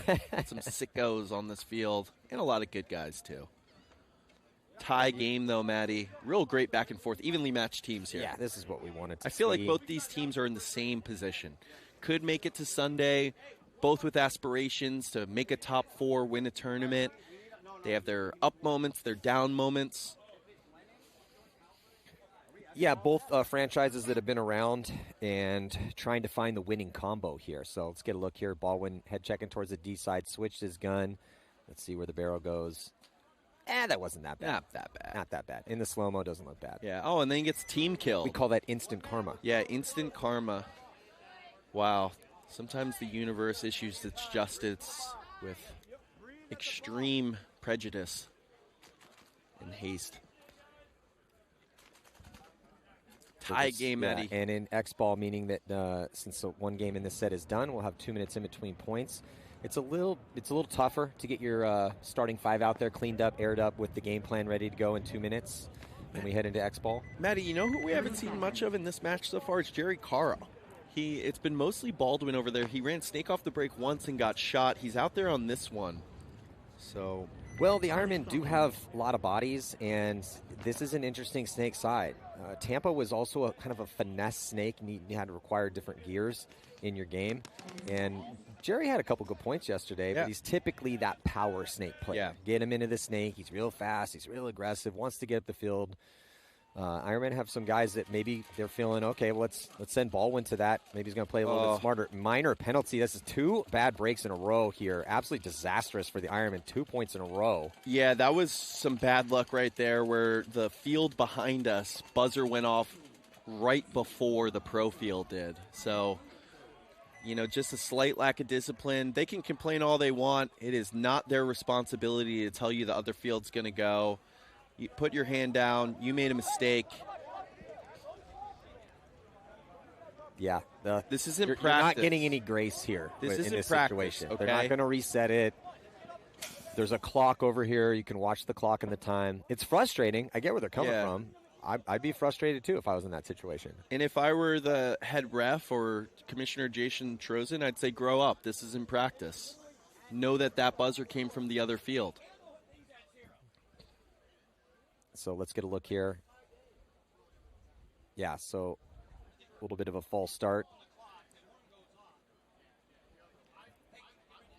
Yeah, it was really like a simultaneous buzzer. It's a tough break for sure. Yeah, and we can't hear the audio on that Yeah. replay. That was just a nice little visual look. Let's listen in real quick. Hey, get out there. But I think it's just like a hopeless case. What do you think Jason Trozen's going to do? Say, oh, sorry that the buzzer on the other field went off right before ours did. We'll reset it and play it again. It's just not going to happen. Them's the breaks out here. Yeah, I highly doubt that anything's going to change. Yeah. You've been down there before. What was? Did you ever have? No, they're gonna nod their head and yeah you and be like, okay, yeah, we'll keep that in mind next one. It's like, what do you want me to do? Know what the semi-pro field is going to be doing? Have their countdown on my phone and be like, oh wait guys, let's pause for a second, reset it. If I was Uprising, I'm like, we're not going to reset. It's a tough break for sure. I mean, you can't know that other buzzer's going to come off. It is nearby. It's closer to their box, so disadvantage to the Ironman there. The biggest thing here is you're coming out to the box. You were frustrated 5 seconds ago. You already used your timeout. So huge mental advantage for Uprising right now. Well, especially that's 2 bad in a row. 2 bad ones in a row here for the Ironman. So on the breakout, see if the Ironman can stay mentally composed. They go back to that standard stock game plan. They send Frank Tommaso to the baby Dorito. He makes it clean, and he goes right into the wedge. Chasing a bit here, down by 1, under 5 minutes to play. No kills off the break for the Ironman, but no deaths. It's 5-on-5. Yeah, that's huge for the Ironman. Getting 5 out alive here after that frustrating moment. Their frustrations are legitimate for sure. Their arguments were not. But now surviving that breakout so big, down 1. Got to focus on the match here. Huge point. They had already used their timeout, so they were hustling to the box. I doubt they had much of a serious game plan conversation, but being able to live and connect and communicate here and probably playing with a little bit of a chip on their shoulder now, too. Yeah, Uprising locked in some conservative positions. They do have that outside body. I think that's Ilya. He's getting checked out, though, by the ref. Looks like he's good to go. That back Dorito. And they have Alec Holland forward in that brick, too. Tom Guest does come up there and match it as well. But 5-on-5 with the 1-point lead for Uprising. Still a long way to go, 3 minutes and 30 seconds. That feels like an eternity if you're in a clock kill out here for Uprising. Yeah. Still want to find a way to generate offense. If you can get to those forward positions, it makes it so much harder for the other team to develop their offense against you. Defend aggressively, Maddie. That's what I think is ideal. I like that term, defending aggressively. But with a 5-on-5 situation, 3:20 on the clock, with how these two teams are right now, depending on the intention of the Ironman to get into this snake, this one could go a little long. This could be the defining point right here. Yeah, very much so. Here comes Tom Guest. He's coming forward, trying to get in that action with Alec Holland. I don't know that Uprising picked him up. Yeah, now he's set the trap on Alec Holland. Schrader, though, does seem like he knows he's there. Maybe not. Yeah, Schrader comes up to the mini brick. So Tom looking inside. Tom Guest right there is setting a trap. He wants Alec Holland to come forward into that snake side wedge. If Holland takes a step forward, he's going to walk right into Tom Guest's gun and get absolutely obliterated. However, Alec Holland not necessarily in a hurry with only 2 minutes and 30 seconds left and up 1. Henry Sense now joining Tom Guest. He's in that brick right behind Guest. You know what would be a good move is for Henry to make sure he gets detected and to try to bait Alec Holland into coming forward and bunkering him. Alec Holland, if he's smart, won't take any of that bait and will just stay in his spot, not fall into the trap. I'd like to see Jerry Caro get into the snake or Pat Kraft Jr. getting up the Dorito side. Just 2 minutes left alive, Maddie. They're going to have to find their offense in the next minute and 30 seconds to tie this one up and keep their tournament hopes alive. Yeah, still another long 5-on-5 battle here, which, unless, again, the intention of the Ironman is to try to crack this one open, this could be the ultimate point, because the longer this one goes, if Uprising takes it, the better for them, because then the Ironman will be chasing 2. So this is the point right now for the Ironman. Yeah, if the Ironman lose this point, the match is almost essentially over. Yeah, because if it had been a quick point, if this was a 45-second long point, then the Ironman, and they lost it, the Ironman would have more time to chase. But it's too quiet. Oh, Tom Guest tries to come forward, gets nobody, though. So now 5-on-4 advantage Uprising. The Ironmen have to make the action happen now. But they only have 4 bodies left and no forward progress on either wire. Pat Kraft needs to get on his horse here. Or he's got Frank Tommaso in front of him. That duo needs to make something happen over here. I'd like to see Jerry Caro force his way into the snake. At a certain point, you can't wait anymore. Yeah, here he goes. Jerry Caro getting into the snake. He does it alive. That is huge. Yeah, and he's got to crawl all the way to this 50 wraparound and try to make something happen. And the Ironmen need to try to produce a kill here pretty quick. Great job by Jerry Caro. He looks like he's going to continue forward. This is huge by Jerry. Oh, but they lose that D-side player as Frank Antonomaso's taking the walk, so just 3 bodies left alive. Try to make something happen in the next 42 seconds. It could come down to what happens to Jerry Carl. Oh, he gets caught. They picked him up, and then he gets shot. Possible penalty. I mean, I would like to watch that replay. I was going to say that should be a penalty on Jerry. Yeah, major penalty on Jerry Caro there. He comes up and shoots Alec Holland and then looks like he wants to get the wrap on the South Electronics can to get another one. The Electronics can player for Uprising shoots Jerry, calls for the major. Ref says, I saw the same thing. Red bird comes flying in the air. Well, let's get a look here on the replay. So Jerry Carl crawling onto their side. He head checks here, and he gets picked up by Graham Arnold. So he sees him right there, shoots him right there. And then with that big hit on his loader, pops the top, and yeah, that's a textbook major. Yeah, he shot 2 guys with that hit on him. Textbook major. Almost feel it. Honestly, if you're Uprising, you can make a case that's 2 majors right there. Because he shoots 2 guys with a hit on him. Yeah. A major is shooting 1. Yeah, but if you're Uprising, you're going to take a 2-point lead here, and but there's only 34 seconds left. Yeah, so they should start with 3. That's what I would be arguing there. He shot 2 guys. That's 2 majors. One's a swing point. The next one he starts with 3. Now we're 5 on 3, 30 seconds left. He shoots 2 bodies. Yeah, so exactly. It's 2 majors. Yeah. I don't think I've ever seen that called. But I think that's based on the language in the rule book should be what it is, right? I'm not saying you're wrong. Yeah. I'm just saying it's probably a little bit of a big ask. But yeah, but sure. I would make the case if that's exactly what the language is, the major is with the hit eliminating a player. Right? That's 2 majors because if you're Uprising, you're up 2. If they start with 3, 30 seconds left, 5 on 3, let's put another point on the board. I'm not arguing your case. Yeah, I agree with you. I'm just saying that from what I've seen out here, I don't know if I just love getting into rule book nuances, Maddie. They get me excited. I noticed. And Jerry certainly did shoot 2 guys with that hit on him. I respect Jerry. What Jerry needed to do was just take the look inside from Uprising Snake, get the kill on Holland first. Well, what Jerry needed to do, he's a veteran now at this point, and he has to have the understanding, and you have to be able to, at this level, I mean, he got shot from, 12, 15 feet away. You have to hear the thwack on your loader in that situation. You should also feel the impact because that ball is going pretty close to its velocity out of the barrel by the time it gets to you. He has to feel that hit. If he doesn't, then that's on you, Jerry, because you have to have that body sensitivity in your gear that when you get shot from that close with 3 referees looking at you, that you're not whipping your gun around with a giant beacon on your loader shooting multiple bodies. Totally agree. You also know that guy's there. He's in your mirror. He's been there the entire game, right? Come up, get your kill on the inside, then get on the wrap, send it. I know you got time. Because if he didn't engage down the line on the outside and stayed inside like you're saying, he probably would have got that kill cross field because it was the can that picked him up. Right. So the ref's going to review it here. This should not be a long review. Well, that's a pretty blatant major. Right, but they might be, Maddie. Looking at the double major? Looking at the double major here. Let's see it. I'll be curious to see. Trozen, after he takes his review in the box, he comes over. It's always scary when Trozen walks over to you. You're like, what's he going to say? Starting with 5, starting with 4, starting with 3. Well, you had some close ones, though. Mike Jeffrey used to coach Revo, which is now Arsenal. So, yeah, talk me through the mentality for you as a coach in that situation. Number one thing, get everyone in your pit to chill out. No one else is going to talk to Trozen. It's going to be me or Opie or Tom. Someone in management will handle this. Do not become involved. Get yourself ready for the point. Keep it even. Sometimes you got to take a deep breath there. But it looks like they are starting with 4 are the Ironmen. I see 5 bodies out. Oh, you see 5? Okay, yeah, 5. 1, 2, 3, 4, 5, yeah.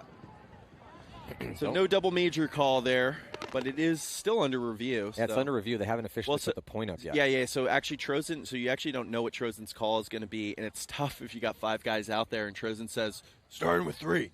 And then you got to tell 2 guys to come off. And you got to figure out which 2. What so you should probably already know which 3 you would have out there. Yeah, so typically in this situation like this, you like to know, okay, it's either going to be X outcome or Y, and you have 2 play calls called for that. If X, this is the play. If Y, this is the play. You already know who's coming off. You don't want to be, okay, here's the situation. I haven't even thought about it. Now I have to come up with the play call.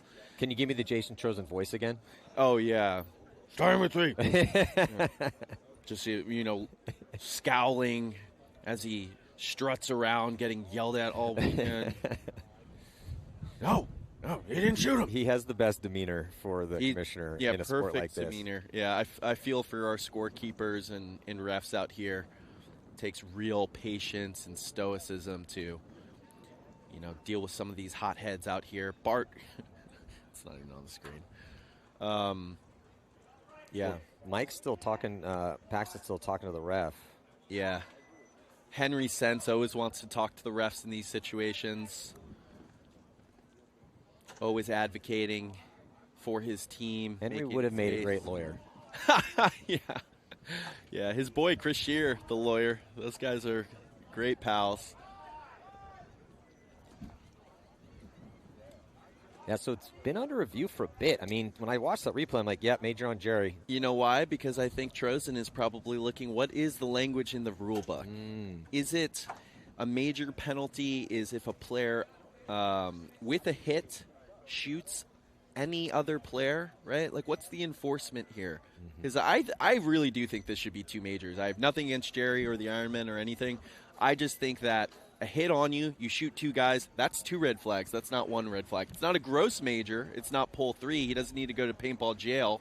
He didn't do anything in the rule book that aligns with that. But to me, shoot 2 guys with 1 hit, that's 2 majors. Yeah, so still just waiting confirmation, and there is Henry Sense talking to the 2 coaches of the Ironman. And the Ironmen are so frustrated right now, right? Because they had that bad jump on the horn from the other field, which is a really tough break, and then catch a major penalty. But it goes back to the point before that. They had a really bad break with 3 deaths. Yeah. Then jump because of the horn from the other field. Yeah. Now this situation with the major on Jerry. Yeah. So that's 3 in a row with some bad beats out here. Some bad juju for the Ironmen out here. The flagship team. Yeah, I don't know. Maybe they had a good night at the tables last night. Everyone's up a couple grand, and the paintball gods are like, no, we shined on you yesterday at the tables, and you're going to have a bad day today at the tournament. Yeah. No, I probably doubt that. No, it's just mental mistakes. I mean, it was a bad break in 1, and then just a tough situation with that horn from the other field, but got to kind of watch that clock. Maybe it was at just a second before. Yeah, you're really responsible for watching that clock. And then in this one, Jerry got a major. So yeah, just some mistakes out here for the Ironman. It cost them. And then Uprising just playing a little bit better right here and getting a little wind at their back too. Yeah. So. Yeah, and also coming up next at the conclusion of this match, going to be Impact taking on Leverage. Impact going to be the big favorites in that one. And then Red Legion taking on Aftermath. All right, we're going to get the call here. We get the point approved for Uprising. Trozen should be letting them know how many they're starting with. 5-3 for Uprising. This point still matters for both these teams. The Ironman, their margin's going to be Garbaggio out here after having the Mercy Rule defeat. Yeah, the Ironmen are going to have to beat the brakes off the Sea Dogs to have any chance. Yeah. Because this is going to be, it's a 2-point spread now. And then they got beat up pretty bad by Red Legion again yesterday. So, yeah, they're going to need a Mercy Rule win over the Sea Dogs to have a chance. So if I'm Uprising here sitting at 1-1 with a 2-point lead, I'm not running a hold play. I'm running a push play. Because it's got to be clean ball. We can't get a major. That's the only thing we can't have. But I like meeting the Ironman at the point of the attack and going for that 3rd point. We have that point cushion. It's only 30 seconds left. Let's go for it here is my play call. Yeah, Uprising with that big win over Aftermath. I like that play call, but they don't know if they need it because they're going to go 2-1 right now, and they're sitting on I think like a +5. Yeah, but I say take the opportunity if you have it, right? You have the opportunity to put up a 3-point win. You have the 1-point cushion. Use your cushion. I think it's always good for your own momentum. Anytime you have a situation that you can take advantage of in competition, when you do that, I feel like it just builds the team up momentum-wise. Instead of digging in like ticks, if you happen to blow the Ironman off the field and win by 3, right, you're going into that next match real fired up. I'm with you. Sure, might not need it, but yeah. I like it. It is also nice to not have to worry much about margin. You know, like, we're good there. Let's just go win this next game. And if we lose it, let's just not lose it by a lot. We'll still be fine.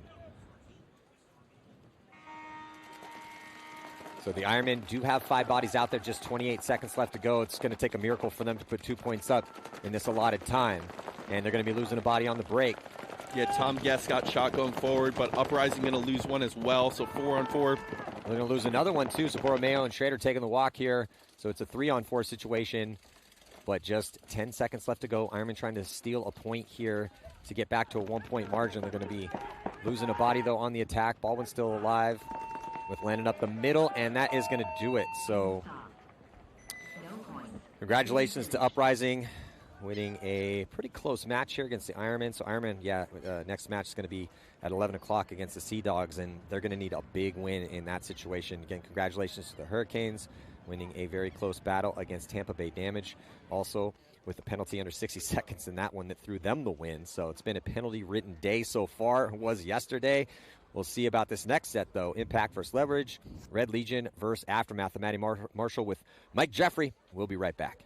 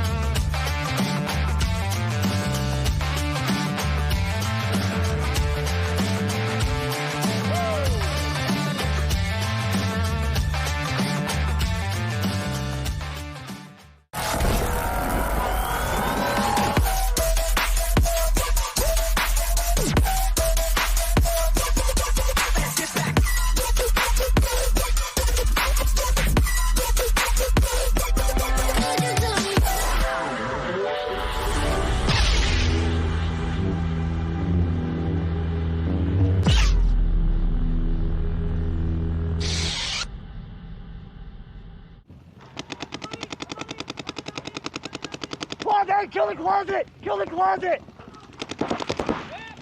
We gotta be alive. Hey! Diesel, America off the break. Hold the zone. Delta money inside. Diesel! Diesel!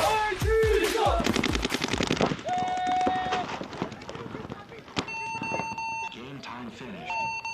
Game stop. Hey, all good. A little frustrating because we should have dominated, but hey, win's a win. Kyle! Kyle! I'm down to my last. I'm down to my last. Yeah, I got you. I got you. Here, put it in. Good luck.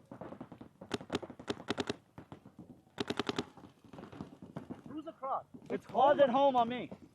Hey, I can go through the middle and get the closet. You got to be careful of the Delta guy. That's what I'm wondering. Okay, hey, you know Clint's in the air. Hey, fire, fire. No, Arizona. Yeah, go to the closet at least right now.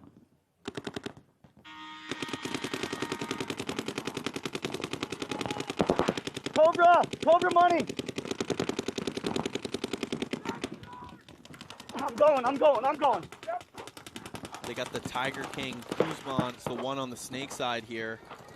Diesel also getting into the 50 snake. So Kuzman's going to run to his death, though. Tried to bunker him out, not able to get him. Yeah, not even a trade. Yeah, he didn't know that Mouse was there. Mouse just shoots 2 more. Shoots him on his first engagement. And lived? Oh my goodness. Dies in the end, but I think that was a 4-pack for Mouse. I need my gun. 40 seconds.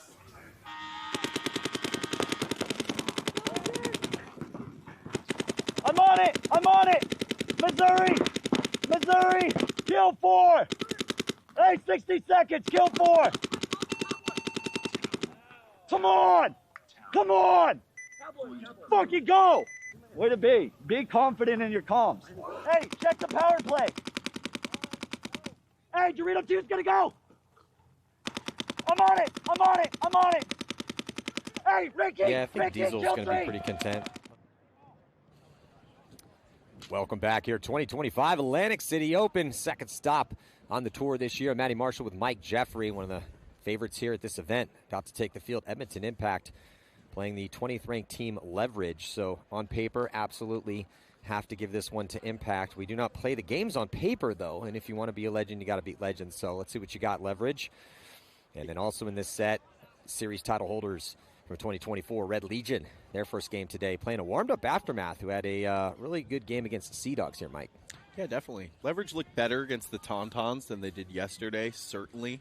So would like to see them be competitive against Impact here. Got to be out here playing to win, looking for that elusive first pro win, sitting at 0-7 so far in the pro ranks after winning the spot, series champions in semi-pro last year. But it's been a different story for them up here with the big dogs. Well, this is what they wanted, right? Yeah. You know, it's Saturday. Got to play Impact. You desperately need to win. You got to look, because there's 3 more events this season, and the last ranked team gets relegated. And the last thing on earth that Leverage wants to happen is to earn the spot, do it the hard way. It's tough down in semi-pro, man. It is really difficult down there. It's like 28 semi-pro teams. Yeah. So, but that's what's at stake. That's why it's interesting. And that's why it's difficult. A spot is worth money, too. That's true. If you're a 19th, 18th ranked pro team, you can sell that spot. If you're saying, you know what, this isn't for us anymore. Royal City Sea Dogs. I talked to the Sea Dogs, though, so they bought their way in. And I talked to them, after or when that happened. And they're like, look, man, we've been doing this a while. And not that we're not confident we can win in semi-pro. Obviously, they did. But if someone's going to give us that opportunity to have a lifetime dream, and we had to buy it, we got skin in the game, man. Yeah. This cost us money to be in here. And, you know, if you're going to buy your spot, you got to come out here and be competitive, or everyone's going to think you're a joke. And they have been. So I appreciate them. Now Impact against Leverage. Impact 5 alive. Leverage 5 alive as well. 2 in the back center with Dominic DeVivo and Pashuta. Yeah, so at least a good break here for Leverage, and going to be moving early, getting out on that D side to the mini wall. Going to get chopped in half, though, trying to get up into that brick. So good zone control here for Impact. They are going to be losing a body, though. Yeah, they lose the ball, but they kill another on the fill for Leverage. So 4-on-3 advantage for Impact here. Brandon Cornell rolled that ankle in practice, but said it felt pretty good after playing 2 matches yesterday. That's a good sign for Impact, because definitely he does get the lion's share of the spins as the first attacker on the D side of the field. Brandon Cornell has been one of the best over there for a long time, and I'm pretty sure he just shot Chris Caputo in the pack, or maybe that was Dalton Vanderbilt, who's also played really well for them. Yeah, I like the combo of actually Dalton and Brandon together. It just gives them a lot of pop on that D side. And then Dalton's actually been going up the middle as well, too. Yeah, just the Dorito 2 in the back center left for Leverage. Good comms from Tyler Harmon asking where's the last body from that South Electronics can. He probably wants to make a move into the snake, wants to make sure it's safe first, gets the comms. Impact always with the top-level comms. Doesn't matter who's on that roster. Coach Dave Baines, Bart Yakimek. It's their identity to play with control, choke teams out. Brandon Cornell going to bunker. The leverage player stay alive nicely. Pashuta also going to catch it in the back from Cornell here. Nicely done by Impact. They made it look pretty easy there, Maddie. A little cruise control. I'd say take it right to 75, put it on cruise control. You know, we're out here in Atlantic City, so forgive us for all the gambling talk, but it just feels appropriate as I look out and see the Caesars Casino sign. I think if you were a bookmaker here and you were setting the odds on this one, Impact would be a 4.5-point favorite out here. Yeah, I think that's fair. Where's Leverage at in their heads right now? It's been a rough start to the season for them. They're playing, one of these high-powered all-star squads. But the way I look at it is like, good. Again, this is what you wanted, right? Yeah. This is what we wanted. You got to believe that you belong up here, that you can beat anybody. Well, when I say this is what we wanted is we want to be playing Impact. We want to be playing teams in this caliber. We want to be pros. And I know they do. And the good news for them, though, is like, okay, you've figured out what your weaknesses are. You have a little bit of time between now and the next event. Let's work on those weaknesses until they become our strengths. And then you just need one good showing to get out of that relegation conversation.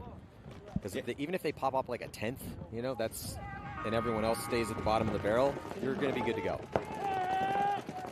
Legion here in their first point against Aftermath, losing Malloy, and they're going to be losing Karslev? Yeah, Karslev as well, too. So 5-on-3. Great job by Aftermath to win off the break. Now Grayson Gladstone developing up the middle. Trujillo making his moves down the Dorito side. I believe that's Zach Carter getting into the forward cans. Great zone control. Now here comes Velasquez. Another body dropping right now for Legion, as it's going to be Sergey Sonaiskov. He takes a walk. Justin Rabakov comes across and he gets shot. This is a great first point here for ASG Aftermath. Oh, Velasquez going to catch one, though. Yeah, that's a bad death for Julian. That's pretty much the only mistake they made, though. 4 bodies alive. Julian did not need to die in that situation with all the time in the world on the clock. Yeah, sometimes you see all the bodies come off. You come hunting for kills, get a little overzealous there. Does Velasquez, not talking about the great Spanish court painter Diego Velasquez, but Lucas Velasquez, the great snake player for San Diego Aftermath. Want to see him tightened up. Julian, sorry. Lucas and Julian. Julian Velasquez. Yeah, he's a mainstay down in Southern California. Again, coaches a ton of teams. So he jumps to that spot. He sees that body come off. And then going to wrap around. And, again, just a minor little mistake here. He had no idea that back center was still hot. And it made last body made him pay. But that was literally the only mistake that Aftermath made in that whole point. Let's see if Leverage can put one on the board here. Or is Impact going to stay on cruise control? Impact looked pretty good yesterday. Undefeated through 2. Beat the Tauntauns in a close one and then put up a decent amount of points on the Hurricanes. Graf checking Caputo in that can, but he's clean, so Leverage gets 5 out alive. That's step 1.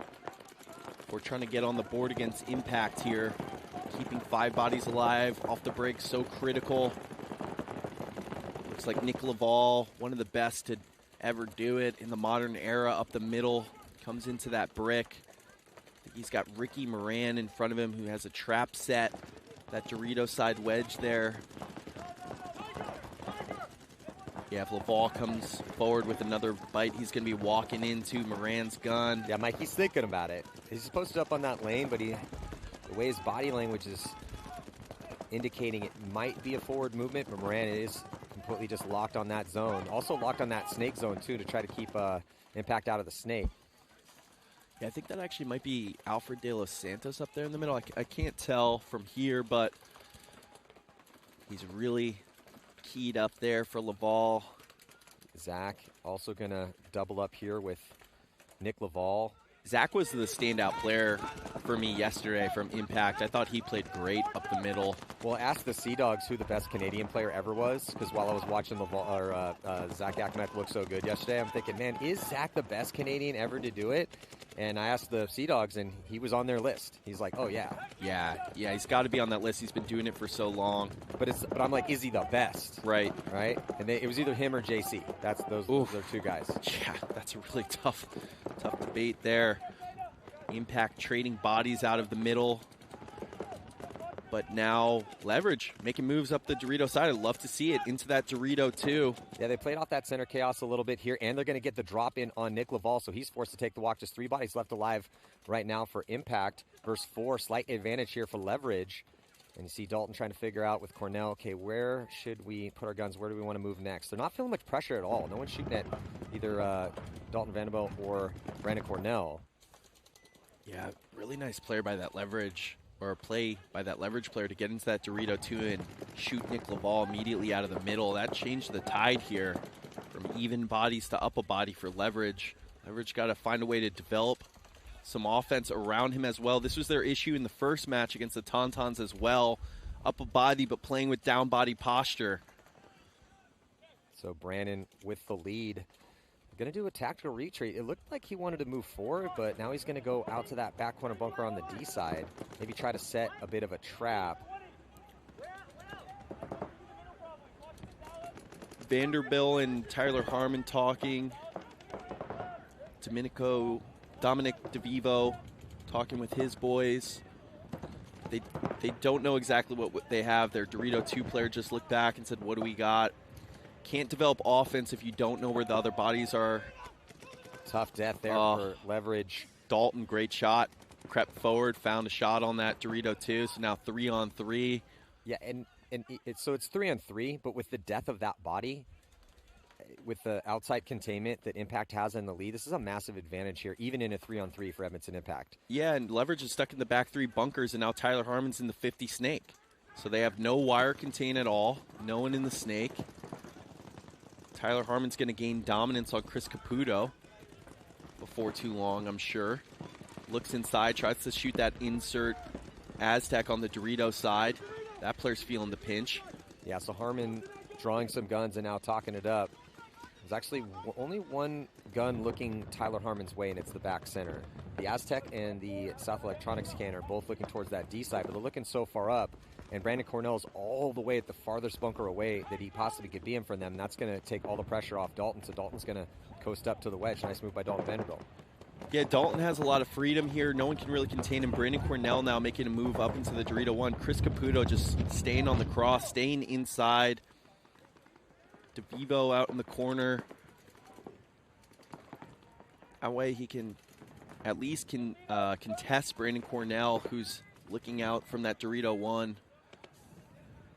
Maybe try to win a gun battle here. Longer point, only 8 minutes left. Well, and also Impact really doesn't have to do anything here. Though they already had 2 wins yesterday. I mean, a 1-0 win is fine for them.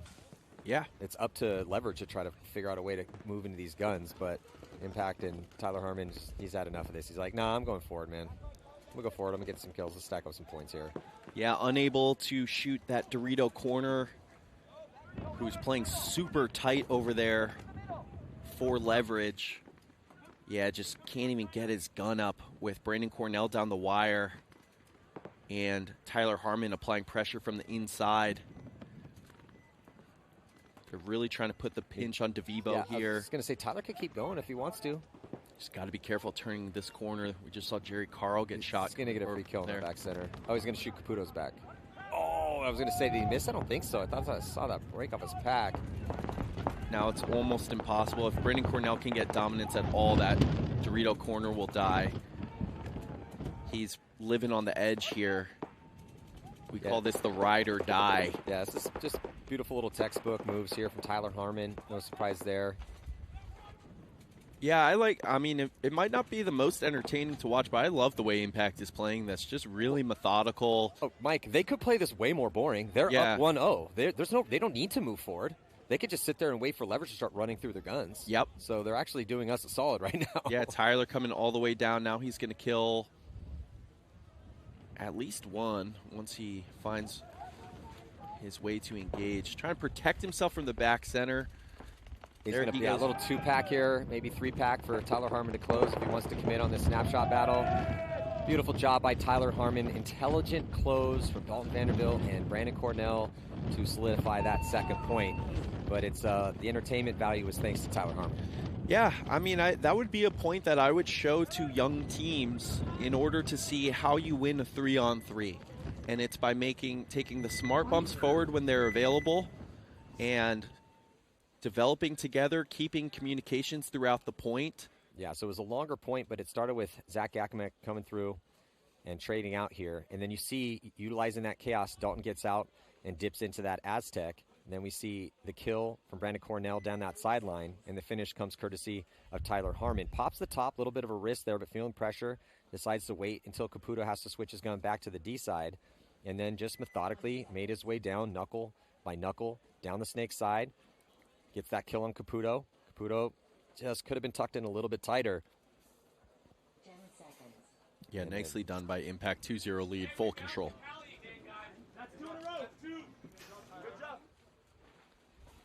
Now, Aftermath, Red Legion, after a long wait for the second point, Aftermath going to lose Malloy off the break again. So Aftermath just really got that short shot dialed. Nice job by Steve Mazurek there. Yeah, that's one of the big kills you want to get. Ooh, but he got a minor though. Minor penalty. Carter getting pulled out. That pulls out Cody Woodruff as well too. So this is the small mistakes you can't make when you're playing against Legion. You shoot Malloy, the offensive player of 2024, and then you get a minor. And so now you're playing 3-on-4. Yeah, I think Grayson almost got caught going forward into that brick from Karslev in that Dorito 1. Sergey in the Hertz tower making sure that Velasquez can't get into the snake for Aftermath. Now going to switch inside. Oh, but I think he might have been pulled on a 1-for-1.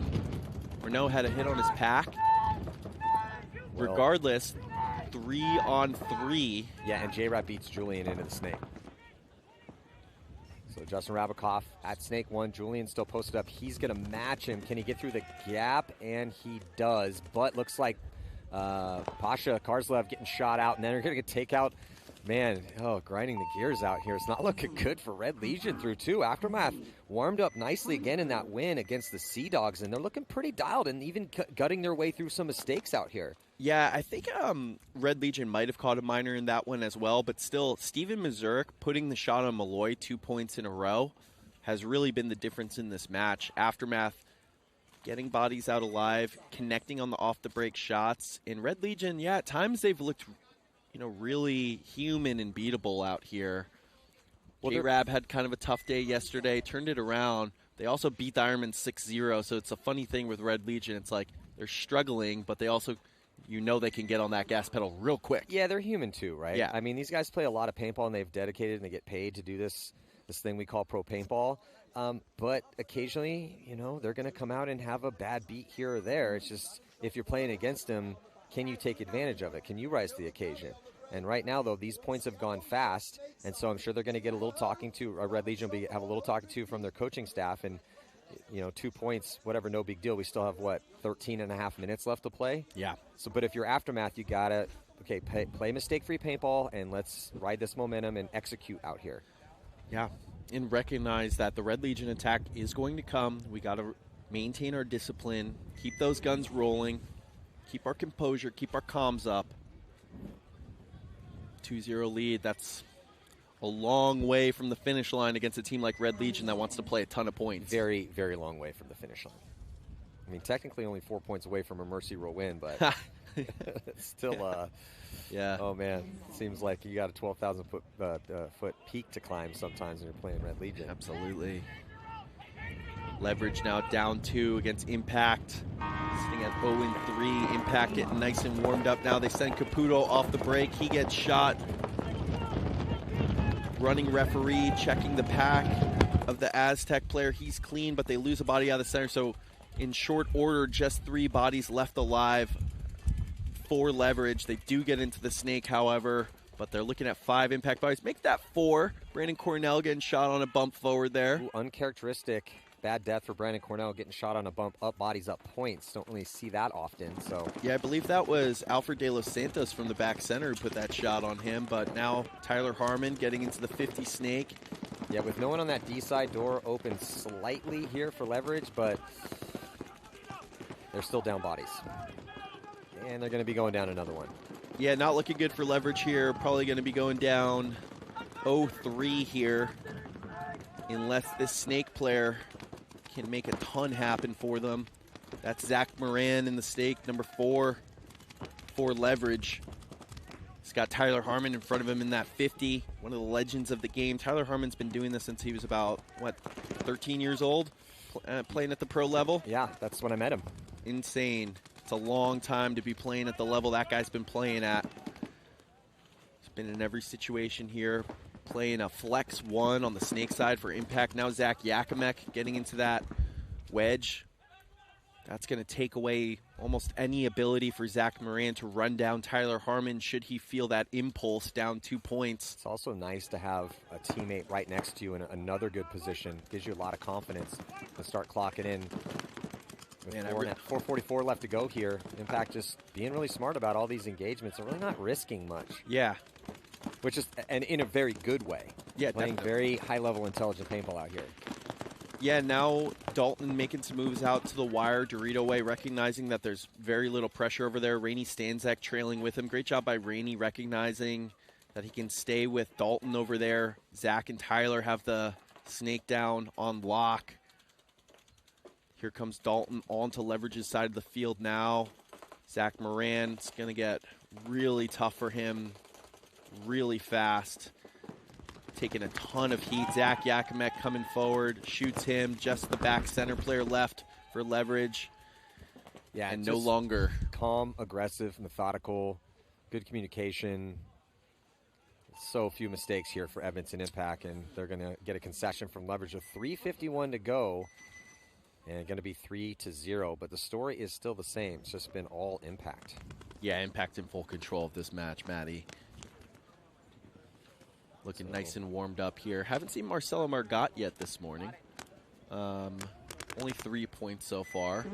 We'll see how Dave Baines wants to run the situation. Mikey Urena. Haven't seen him yet out here.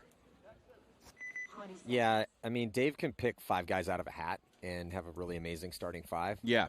It's almost like your vision for who do you want to have.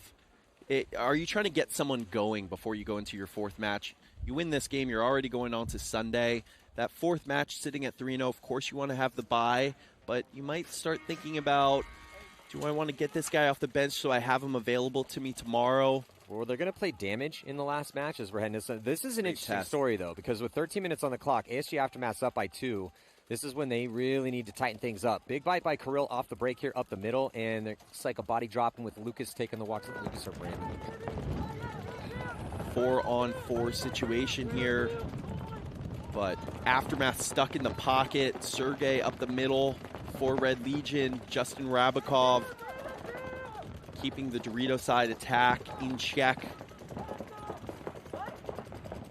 Asking questions, talking with Malloy, who survives the breakout for the first time in this match against Aftermath.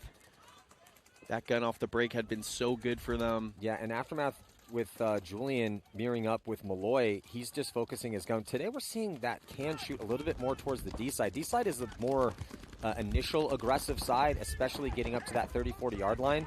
And then the Snake really starts to become a factor at that point. But have you noticed this? That the can is looking D-side a little bit more? I know it's really early in the day, but... Definitely looking more inside. That is true, Maddie. But if you know if that's something you can get a read on the scouting and you know how much time that guy's dedicated towards that side, if you're playing heads up against him, that's one less gun you got to worry about to get into the Snake. Definitely. I don't really like how Aftermath is playing this. Red Legion is starting to dictate the pace and play their style of game with Karslev. Oh, nice. I like this. Velasquez getting into the Snake right there. That's great. That actually changes the makeup of this point in a significant way. Generate a little offense. Yeah, it gives them a little offensive pop. It spreads those angles out, and it's going to slow, because now Legion has to match. So if Malloy tries to get through this gap, Carter might be able to put a ball on him. Well, it also changes the dynamic for the center player, because Sergey can't just play whatever bunker he wants over there. He has to be concerned about a whack-a-mole Snake player just appearing on his end and shooting him in the side. And good job by Velasquez there to check off his side of the field, those center bunkers first. Yeah, but he knows that there's no one in the snake, so he can live on the outside of the spot because Malloy's not in there with him. Sergey's ripping a bounce shot, too, off of that snake 4 into the 50 snake. So Russian Legion, they always put so much time on these layouts, and they always know those bounce shots. But Cody Woodruff is dying out of his spot. Really tough death there. Yeah, and then Julian's going to get shot, too. See, these are the mistakes that Aftermath cannot be making. They get into these crucial positions, and it's all paired up, essentially, as far as the energy from both teams, and then just, death here, death there. Ooh, they do pick up Karslev coming forward, though, on the attack. So I think it's Sergey. Oh, but Grayson. That was Carter. Oh, Carter. No, that was Grayson, sorry. Yeah, Grayson overextending there. Gets picked up by Sergey. Just one body left alive for Aftermath.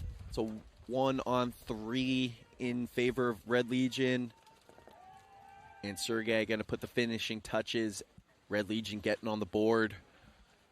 Cut the lead to 1. Yeah, I mean, Aftermath really developed in a nice way later in that point where they generated some offense on the Snake side. It turned the balance. It felt like Red Legion really owned all the important property on the field until that point, but then 2 deaths out of bunkers right after that. Yeah, the death from Woodruff was a tough one because then that lets Karslev really do what Karslev does best, which is get on your side of the field and cause problems. And then right after that, Julian was also in a treacherous position. I like where he was living from that bounce shot, and then here we see the close. As at that point, the point was pretty much over. It was a lot of bodies to just 1. There's big Sergey in the pits with Legion right now. Can hear Dave Bain screaming out codes to his impact guys. They always have a really set designed way that the field needs to be played. So a couple new bodies in here right now. Marcelo Margot and Rainey Stanzik getting spins. Saw them yesterday quite a bit. Up 3-0 is Impact. Zach playing the 1, basically running and shooting to the snake off the break to Zach Yakimek. And he killed Chris Caputo. Heads up, they trade. It's a 4-on-4 situation, but man, I like that. Zach went deep, gun up, and made snake off the break. Gets the trade, so 3-0 lead. Yeah. Just 3:30 left on the clock in a commanding 3-point lead for Impact. And we can see our eye in the sky. No one really on the snake side, particularly for leverage. Impact does have that forward can. Margot is definitely thinking about getting to the South Electronics can. He's wrapping around from that back center. And then here's the back 2 players for leverage. Yeah, Marcelo definitely wants it. It's tough because he can't see his mirror in the back center who has his gun that way. So it feels a little risky to go into a blind zone. Both him and his mirror are trying to shoot the bounce shot off of that can, have one ricochet back into the back center. But it's really, Impact's commanding 3-point lead, under 3 minutes to play. Don't need spread. They really don't need to do much. If Margot can get out wide and they just want to cross it up, they can totally do that. Or they could just rip their guns and slow things down from here if they want. Margot's going to release. Goes up to the brick. I like that too. Safer. Yeah, and he saw his mirror go out to the South Electronics can, called it Cali. So sees him go, knows what the move off of that is. He likes to come into the brick. Looks like leverage is in that wedge. Both teams in the wedge now. Marcelo looking like he wants to come forward. Oh, they ring around the rosy a little bit and trade. Another trade, so 3-on-3. Off of that, leverage able to get in the snake and get through Harmon's gun. Then here comes Rainey Stanzik with the big fill from the back center all the way into snake 1. He makes it clean as leverage was repositioning, so no guns on that lane. Perfectly timed by Rainey Stanzik. I like the way that leverage played off the scramble there, too. They got into the snake. They got into the Dorito, too. But then they die out of their bunkers. Alfred and Prosciutto dying at the same time. And then Impact.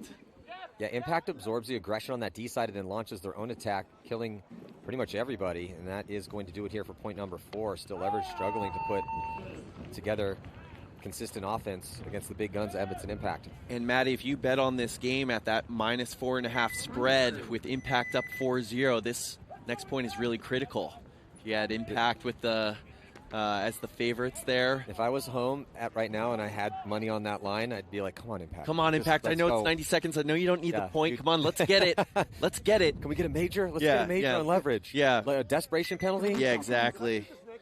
Assistant in here, Impact in the pits. Hey, good fucking move. Right when I'm off the top, Hey, a minute 30, guys. minute 30, boys. And I can't move when there's Chicago and we need every point. Good job. Tyler Harmon, all business all the time. Up 3-4-0. We need every point, he says. He wants every point out here. I said this yesterday, and it's just true as we're jumping into this next one here. We'll talk about that in a second. So here we go as Aftermath on the left-hand side, Legion on the right-hand side, as Krill's going to take some ground, but they are going to be losing a body. Yeah, it's Karslev again off that D side. Looks like Grayson Gladstone going to be taking the walk, though, to even up the count 4-on-4. Some movement for Aftermath as they get all the way into D1. I think that's what Red Legion is doing better than anybody out here, is shooting the secondary from that forward can up the middle. They are going to lose Sergey, however. Yeah, good zone control here after getting that penetration on the D side to get that shot in on Sergey, so nice go. But here comes Kirill Peridny attacking up the middle, focusing his gun towards that D1 position. It's a 3-on-3 here, or does Aftermath have 4? Red Legion certainly with 4 for Aftermath. So body advantage here for Aftermath. But again, the thing is even though they're down a body, it feels like Red Legion has all the pressure and are enforcing their will out here. I think that's the big factor with Red Legion, is they find a way. Down bodies, down points, doesn't matter. It always feels like they're playing the way they want to play. Yeah, that's why they were so good last year. They didn't care if they'd lose a body and they're playing 3-on-4 or 4-on-5, as long as they're in the positions that they want to be in. It worked out more for them last year, obviously, than it didn't, as they won 2 events and the series title by a mile. Yeah, so Justin Rabikov had been in that forward can, but retreated to the back center. Now getting to that insert bunker on the Dorito side. Great field recognition by Rabikov. Recognizes that they were lacking on the Dorito wire, so works his way backward and then across. Oh, and then they kill, I think, Brandon Trujillo, so now it is a 3-on-3. We keep talking about these deaths for Aftermath. Those are the deaths that can't happen. If you want to win paintball tournaments and you're up on a really amazing team like Red Legion and you're up points and you're up bodies, you cannot die in your spots. I believe it was Lucas actually who died in a spot over there. So it's a 3-on-3 now. Red Legion in the center onto Aftermath's side of the field. Zach Carter having to live on the edge here. Can't even get his gun up on the inside. Just a clean move by Kirill to give Red Legion a body advantage. 3-on-2 now for Red Legion. Make it a 3-on-1, about to tie it up unless Cody Woodruff can pull some magic, and he does shoot Kirill. So. Yeah, it's making it a little bit interesting here as just 2 bodies left alive on the field for Legion, but they should be able to get this done with the field spread, and they do get that last kill on Cody Woodruff. So going to have a tie score here, a little under 7 minutes by the time Malloy gets in to hit that buzzer. But these are just frustrating situations when you're playing Legion, man. Because you're an up-and-coming team like Aftermath, you go up a couple points, and you're looking at that clock, 13 minutes. Oof. Again, we just talked about that, and sure enough, even though Aftermath in some good spots are just losing body here, body there, and Legion taking full advantage of that. To me, the big difference for Aftermath is they got to try to get away from this forward can getting pinched out. That guy's not really being very effective, but nice job by Cody Woodruff to put a ball on Kirill there in that 1-on-3, but 1-on-2 against J-Rab and Malloy, that's a really tough ask. Yeah, that was Lucas, that first body to drop over, or second body to drop on the D side. And that was what changed it from a 4-on-3 to a 3-on-3, gave Red Legion all the momentum. Now Impact. So Rainey and Marcelo getting a spin again with Brandon, and I don't see the 5th body yet. Yeah, this is a different year for Impact. 2 lines is out. We're not going to the bench. We want the starting 5, even up 4-0 with 90 seconds left. Leverage going deep to the Dorito 1 off the break and filtering up the middle. They don't shoot anyone on Impact, though. So 5-on-5. Leverage playing for pride here. Sitting at 0-3. Impact going to go 3-0. They're going to be playing tomorrow no matter what. No surprise there with that star-studded lineup. Leverage developing. Yeah, hunting in the middle, and Impact with the 5 bodies alive. Took a little risk to get to that back corner bunker on the D side, just zoning things up and waiting for this attack. They're going to be losing Rainey. Here comes Dalton up the middle of the field. He's going to get shot. Leverage chalking up some kills here on the attack. Is minor penalty, though, going to be assessed on Leverage. No swing point with minors, only happens with majors. So the bend don't break moment here for Impact to try to preserve this shutout victory. Look, going to be another minor. Man, if you had Impact at -4.5, you're loving this right now. The two minors wipe it out. Impact going to go up 5-0 here to cover the spread and put another one on the board, Maddie. See, paintball's not fixed. Everyone's always, the NFL's rigged. I'm like, really? The quadrillion-dollar biggest sport in the United States is rigged. Okay, sure. Sure, you're right. So, yeah, Impact looking flawless out here. Yeah, they look real good. Leverage, man, they were developing nicely there in that 90-second point. I like the way they were doing the press. The way they're getting minors tells me that they might need to clean it up a little bit at practice and be a little bit more honest at practice. You know, you're taking bounces at practice. A lot of those are hits at tournaments. Absolutely. So if you're playing through your bounces at practice, a lot of times you come out here and you're catching minors. So that would be one of my teachable moments for Leverage here. Who's going to finish 0-4 after going down 5 points. Just 30 seconds left in that one. But here we are, tie game, Red Legion. Aftermath with their tournament on the line. Yeah, this is a good one. Aftermath, what are you made of here? Let's see. They do get a kill off the break, so they send Kuzman in here for Legion, but looks like Legion also strikes shooting Julian. So it's going to be another 4-on-4 situation. Yeah, I would spin Steven Mazurek every time because he just has that shot dialed in for that South Electronics can. And I liked by Red Legion running Kuzman there instead of Malloy, because now Malloy is still alive in the secondary. Well, Malloy made a nice fill to take that spot, so and then Aftermath did as well too. So a couple secondaries, everyone alive after the initial burst, and now movement for ASG Aftermath to get to the mini wall on the D side. Real pretty here on your screen. He's thinking about making a move out wide. Sergey already in that center brick. Cody Woodruff and I think Danny Trujillo over there, but Kirill playing over the top of that. But Mike, we're in another situation where Legion is in slightly better field position here than Aftermath, even up on the count. Sergey's going wherever he wants to up the middle of the field.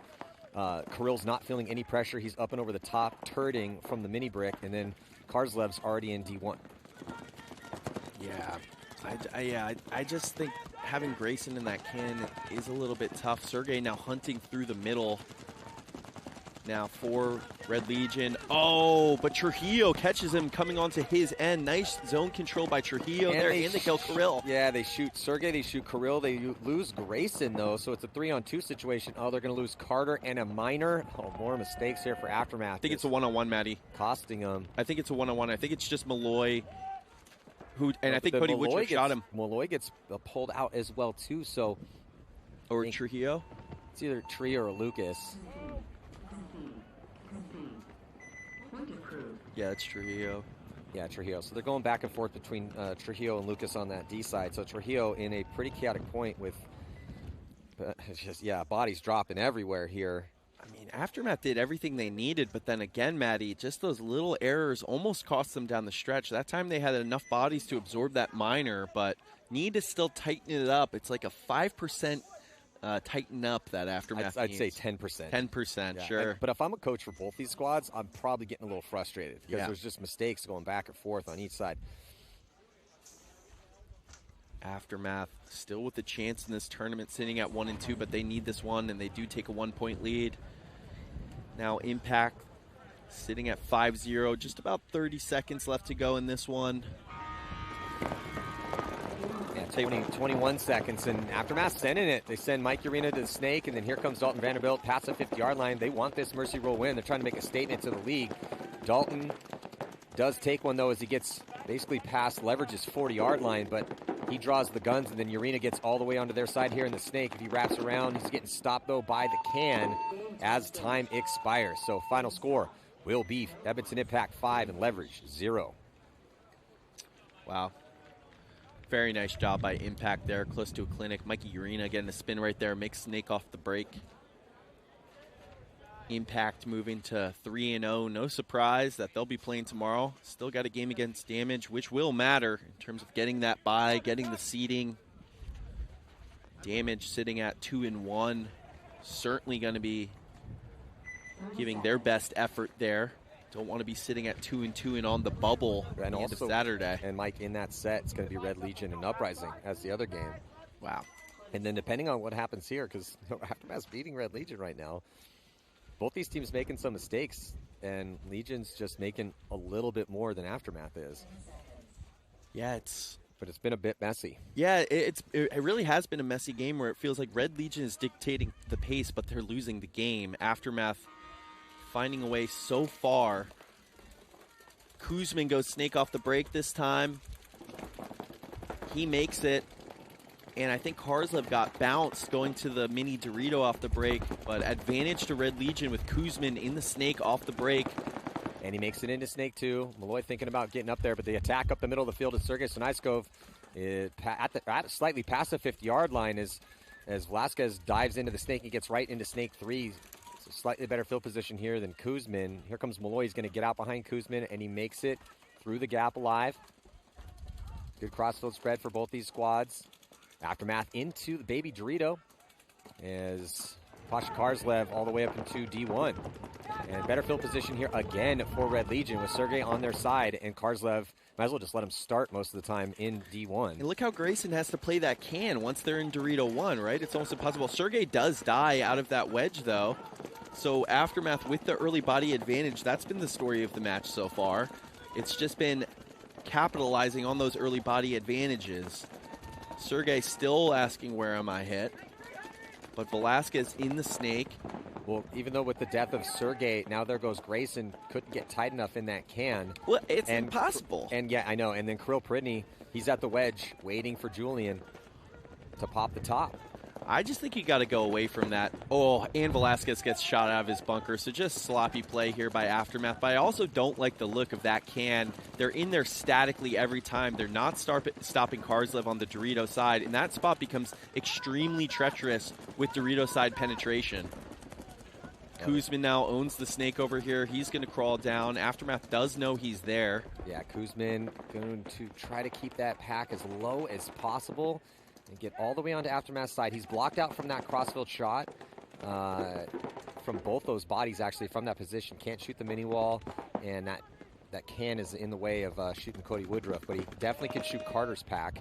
So he's going to come up, get the kill on Carter, and then this should be curtains for Aftermath as soon as Kuzmin clocks in to shoot Woodruff.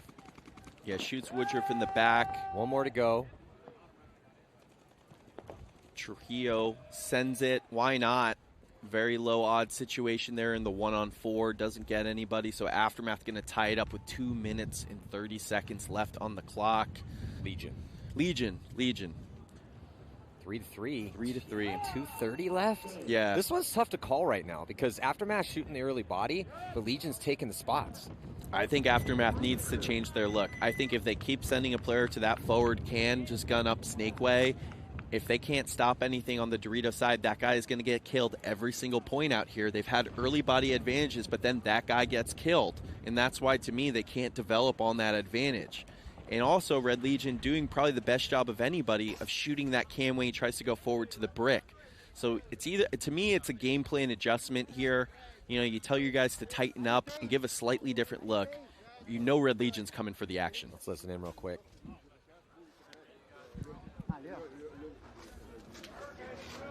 I need paint, guys. Yeah, somebody get Kirill some paint. You guys got an army in there. Johnson's got it.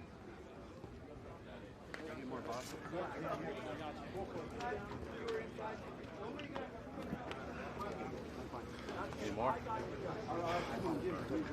Starter's taking some big, deep breaths here. Can't really go to the bench. I mean, they did with Kuzmin, but Kuzmin's playing nice. I think you got to keep rolling with Kuzmin. Well, I like the call with Kuzmin in particular, with Steven Mazurk doing such a good job shooting that short shot on the South Electronics can. Don't risk Malloy into that gap. Risk Kuzmin. He makes it, that's great. But more importantly, you keep Malloy alive. Malloy is like the queen on the chessboard, right? He can attack, he can defend, he can change sides so quickly. Now we're here with Aftermath. It would be real big for Aftermath if they could get this win. And they desperately need it as they're sitting 1-2 right now. Tournament on the line, playing the series title holders for 2024. Try to keep their hopes alive at Atlantic City. Yeah, this is their tournament right here. Gotta have it. Tie game. This is what you live for as a paintball player. It's tense moments. So they go back to J-Rab here. No Kuzman in this one for Red Legion. All locked at 3. This could be the point right here, Mike. Both teams going up the middle, and it looks like Carter going to be taking the walk here for Aftermath. So now Red Legion up a body 5-on-4. Wow. 5-on-4 already in the center. Is that Smotrov up there? Oh, but they lose cars left, so 4-on-4. I think that is Smotrov. Yeah, so they spin Leo Smotrov, who we haven't seen in a couple seasons, but he was a young phenom coming up. So athletic, looking like John Wick out there sometimes. Oh, but he goes through the gap and ends up getting caught, almost catching a penalty, not listening to the ref, getting called out. So close to catching the mire. So now 4-on-3, just a minute 40 left. Aftermath, the ball is in their court. Brandon Trujillo making moves up the Dorito side. Malloy going to slingshot around J-Rab into the snake. This is bad news if you're Aftermath, with Malloy and J-Rab developing over here. And no resistance, just the brick. Looking snake way. He's going to have to play whack-a-mole against one of the best to ever do it in Alexander Borodnikov. Coming on to Aftermath's end now. Aftermath diving into that D2 position, and Malloy has to worry about that brick. He's mostly blocked out from that Hertz tower, but can't pop the top too high. He's just going to go low. Julian's going to match him. Huge move by Julian right there. As we hit the minute mark, Julian into the snake here to do battle with Malloy, but here comes Justin Rabikoff. Justin Rabikoff going to go all the way up to the 50-yard line to give some support for his boy, Alexander Burtnikov.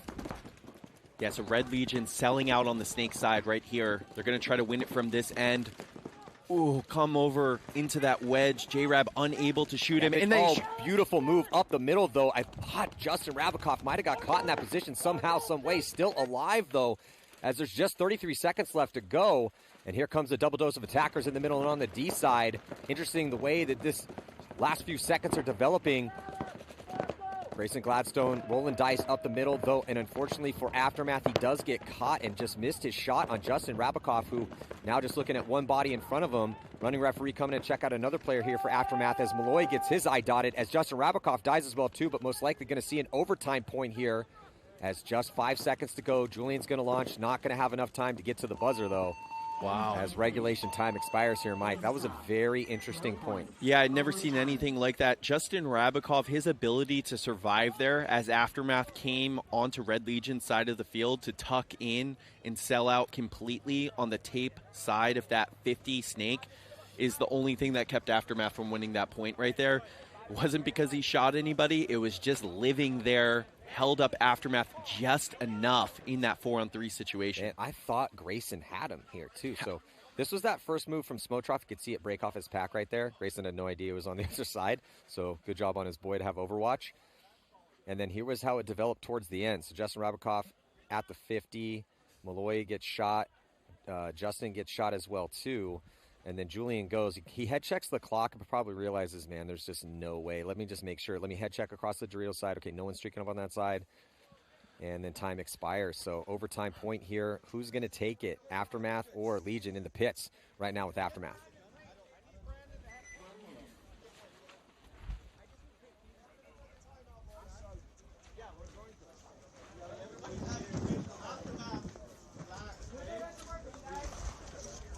Hey, I need a loader.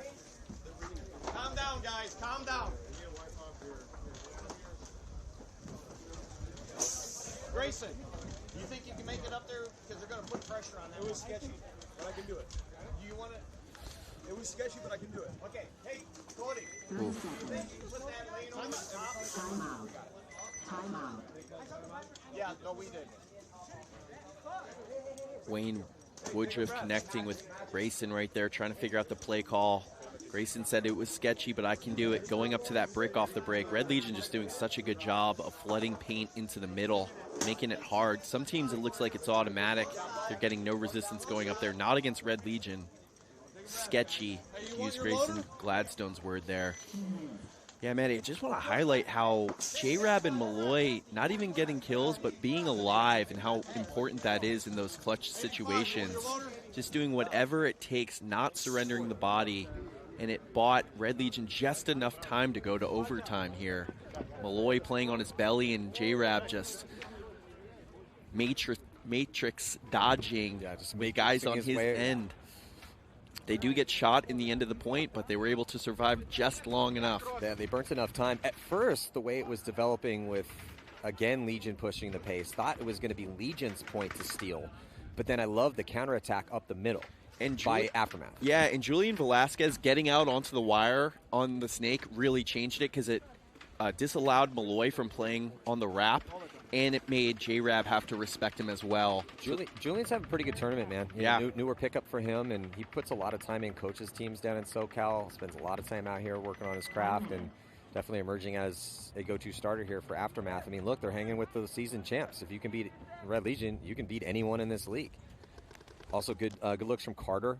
Carter, new pickup on the team, and getting lion's share of the spins out here. Kind of going between Lucas and Brandon on the D side. We've seen good looks out of both of them. Grayson getting a decent amount of spins as well, too. And then shout out to Kuzman. Kuzman's had some good looks for Legion. But both these teams just, I'm sure the coaching staff is probably wanting to pull their hair out here for Red Legion because they have made multiple mistakes out here that they don't normally make. Yeah, Aftermath has done a wonderful job. I'm going to shout out Cody Woodruff on this, of shooting Karslev in his secondaries. Cody Woodruff playing the 2 on the Dorito side over there. They've really given Karslev a hard time in this one. And you're talking about Mazurek and that off-the-break shot. Yeah. I'm actually thinking some of that might have been Zach Carter, too. Okay, they have similar swag going out there, but Carter's way bigger. Yeah. So on the breakout here, 5 minutes on the clock in this overtime point, and on a delay, J-Rab to the snake off the break. Running referee coming to check out Malloy, so if he has a hit, might be a penalty. J-Rab's also going to get checked out, so aggressive play call as Aftermath goes to the default game plan and not able to shoot anybody. Maybe bounced a few bodies, though. 5-on-5. Here comes Kirill up the middle of the field, looking for it, and he's going to launch on to Aftermath's side as Carter runs into a stream, so 5-on-4 in favor, especially with the position. Oh, they're getting absolutely murdered right now. 3 bodies have now walked off for ASG Aftermath. Not looking good for them. Kirill's going to run through, dice up that body, and then Julian gets shot. So a rather anticlimactic overtime point as we're 4:15 left to go, so only about 45 seconds in, and that is it. Legion going to take the victory here. Yeah, I just think that Legion, at the end of the day, owned the center there for the most part. Grayson, valiant effort to match them. Aftermath needed that point. They're going to be going home now at 1-3.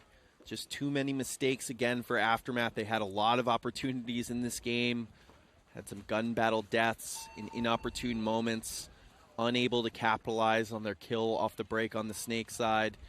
Saw a lot of shining moments out there. Trujillo, Julian Velasquez, Grayson Gladstone, Zach Carter, Stephen Mazurek, all those guys had their moments, but they haven't all connected at the same time yet this year. Aftermath's getting close, but again, another 1-3 performance for them as they lost to Damage, lost to Legion. But the last time they played Legion, it was a 4-8 score. This time, overtime, only a 1-point loss. They also lost to the Sea Dogs, and then they beat AC Diesel. So Aftermath's getting close, but they definitely still have some work to do, and Legion's going to have probably a decently long meeting before their next match against Uprising. But, stuck in the battle, exerted their will on their opponents, and took the victory. Shout out to Impact. They look flawless in this set. But stick around. It's going to be the Hurricanes taking on the Tauntauns, and the Ironmen versus the Sea Dogs. We'll be right back here. 2025 Atlantic City Open. I'm Matty Marshall with Mike Jeffrey. See you in just a few.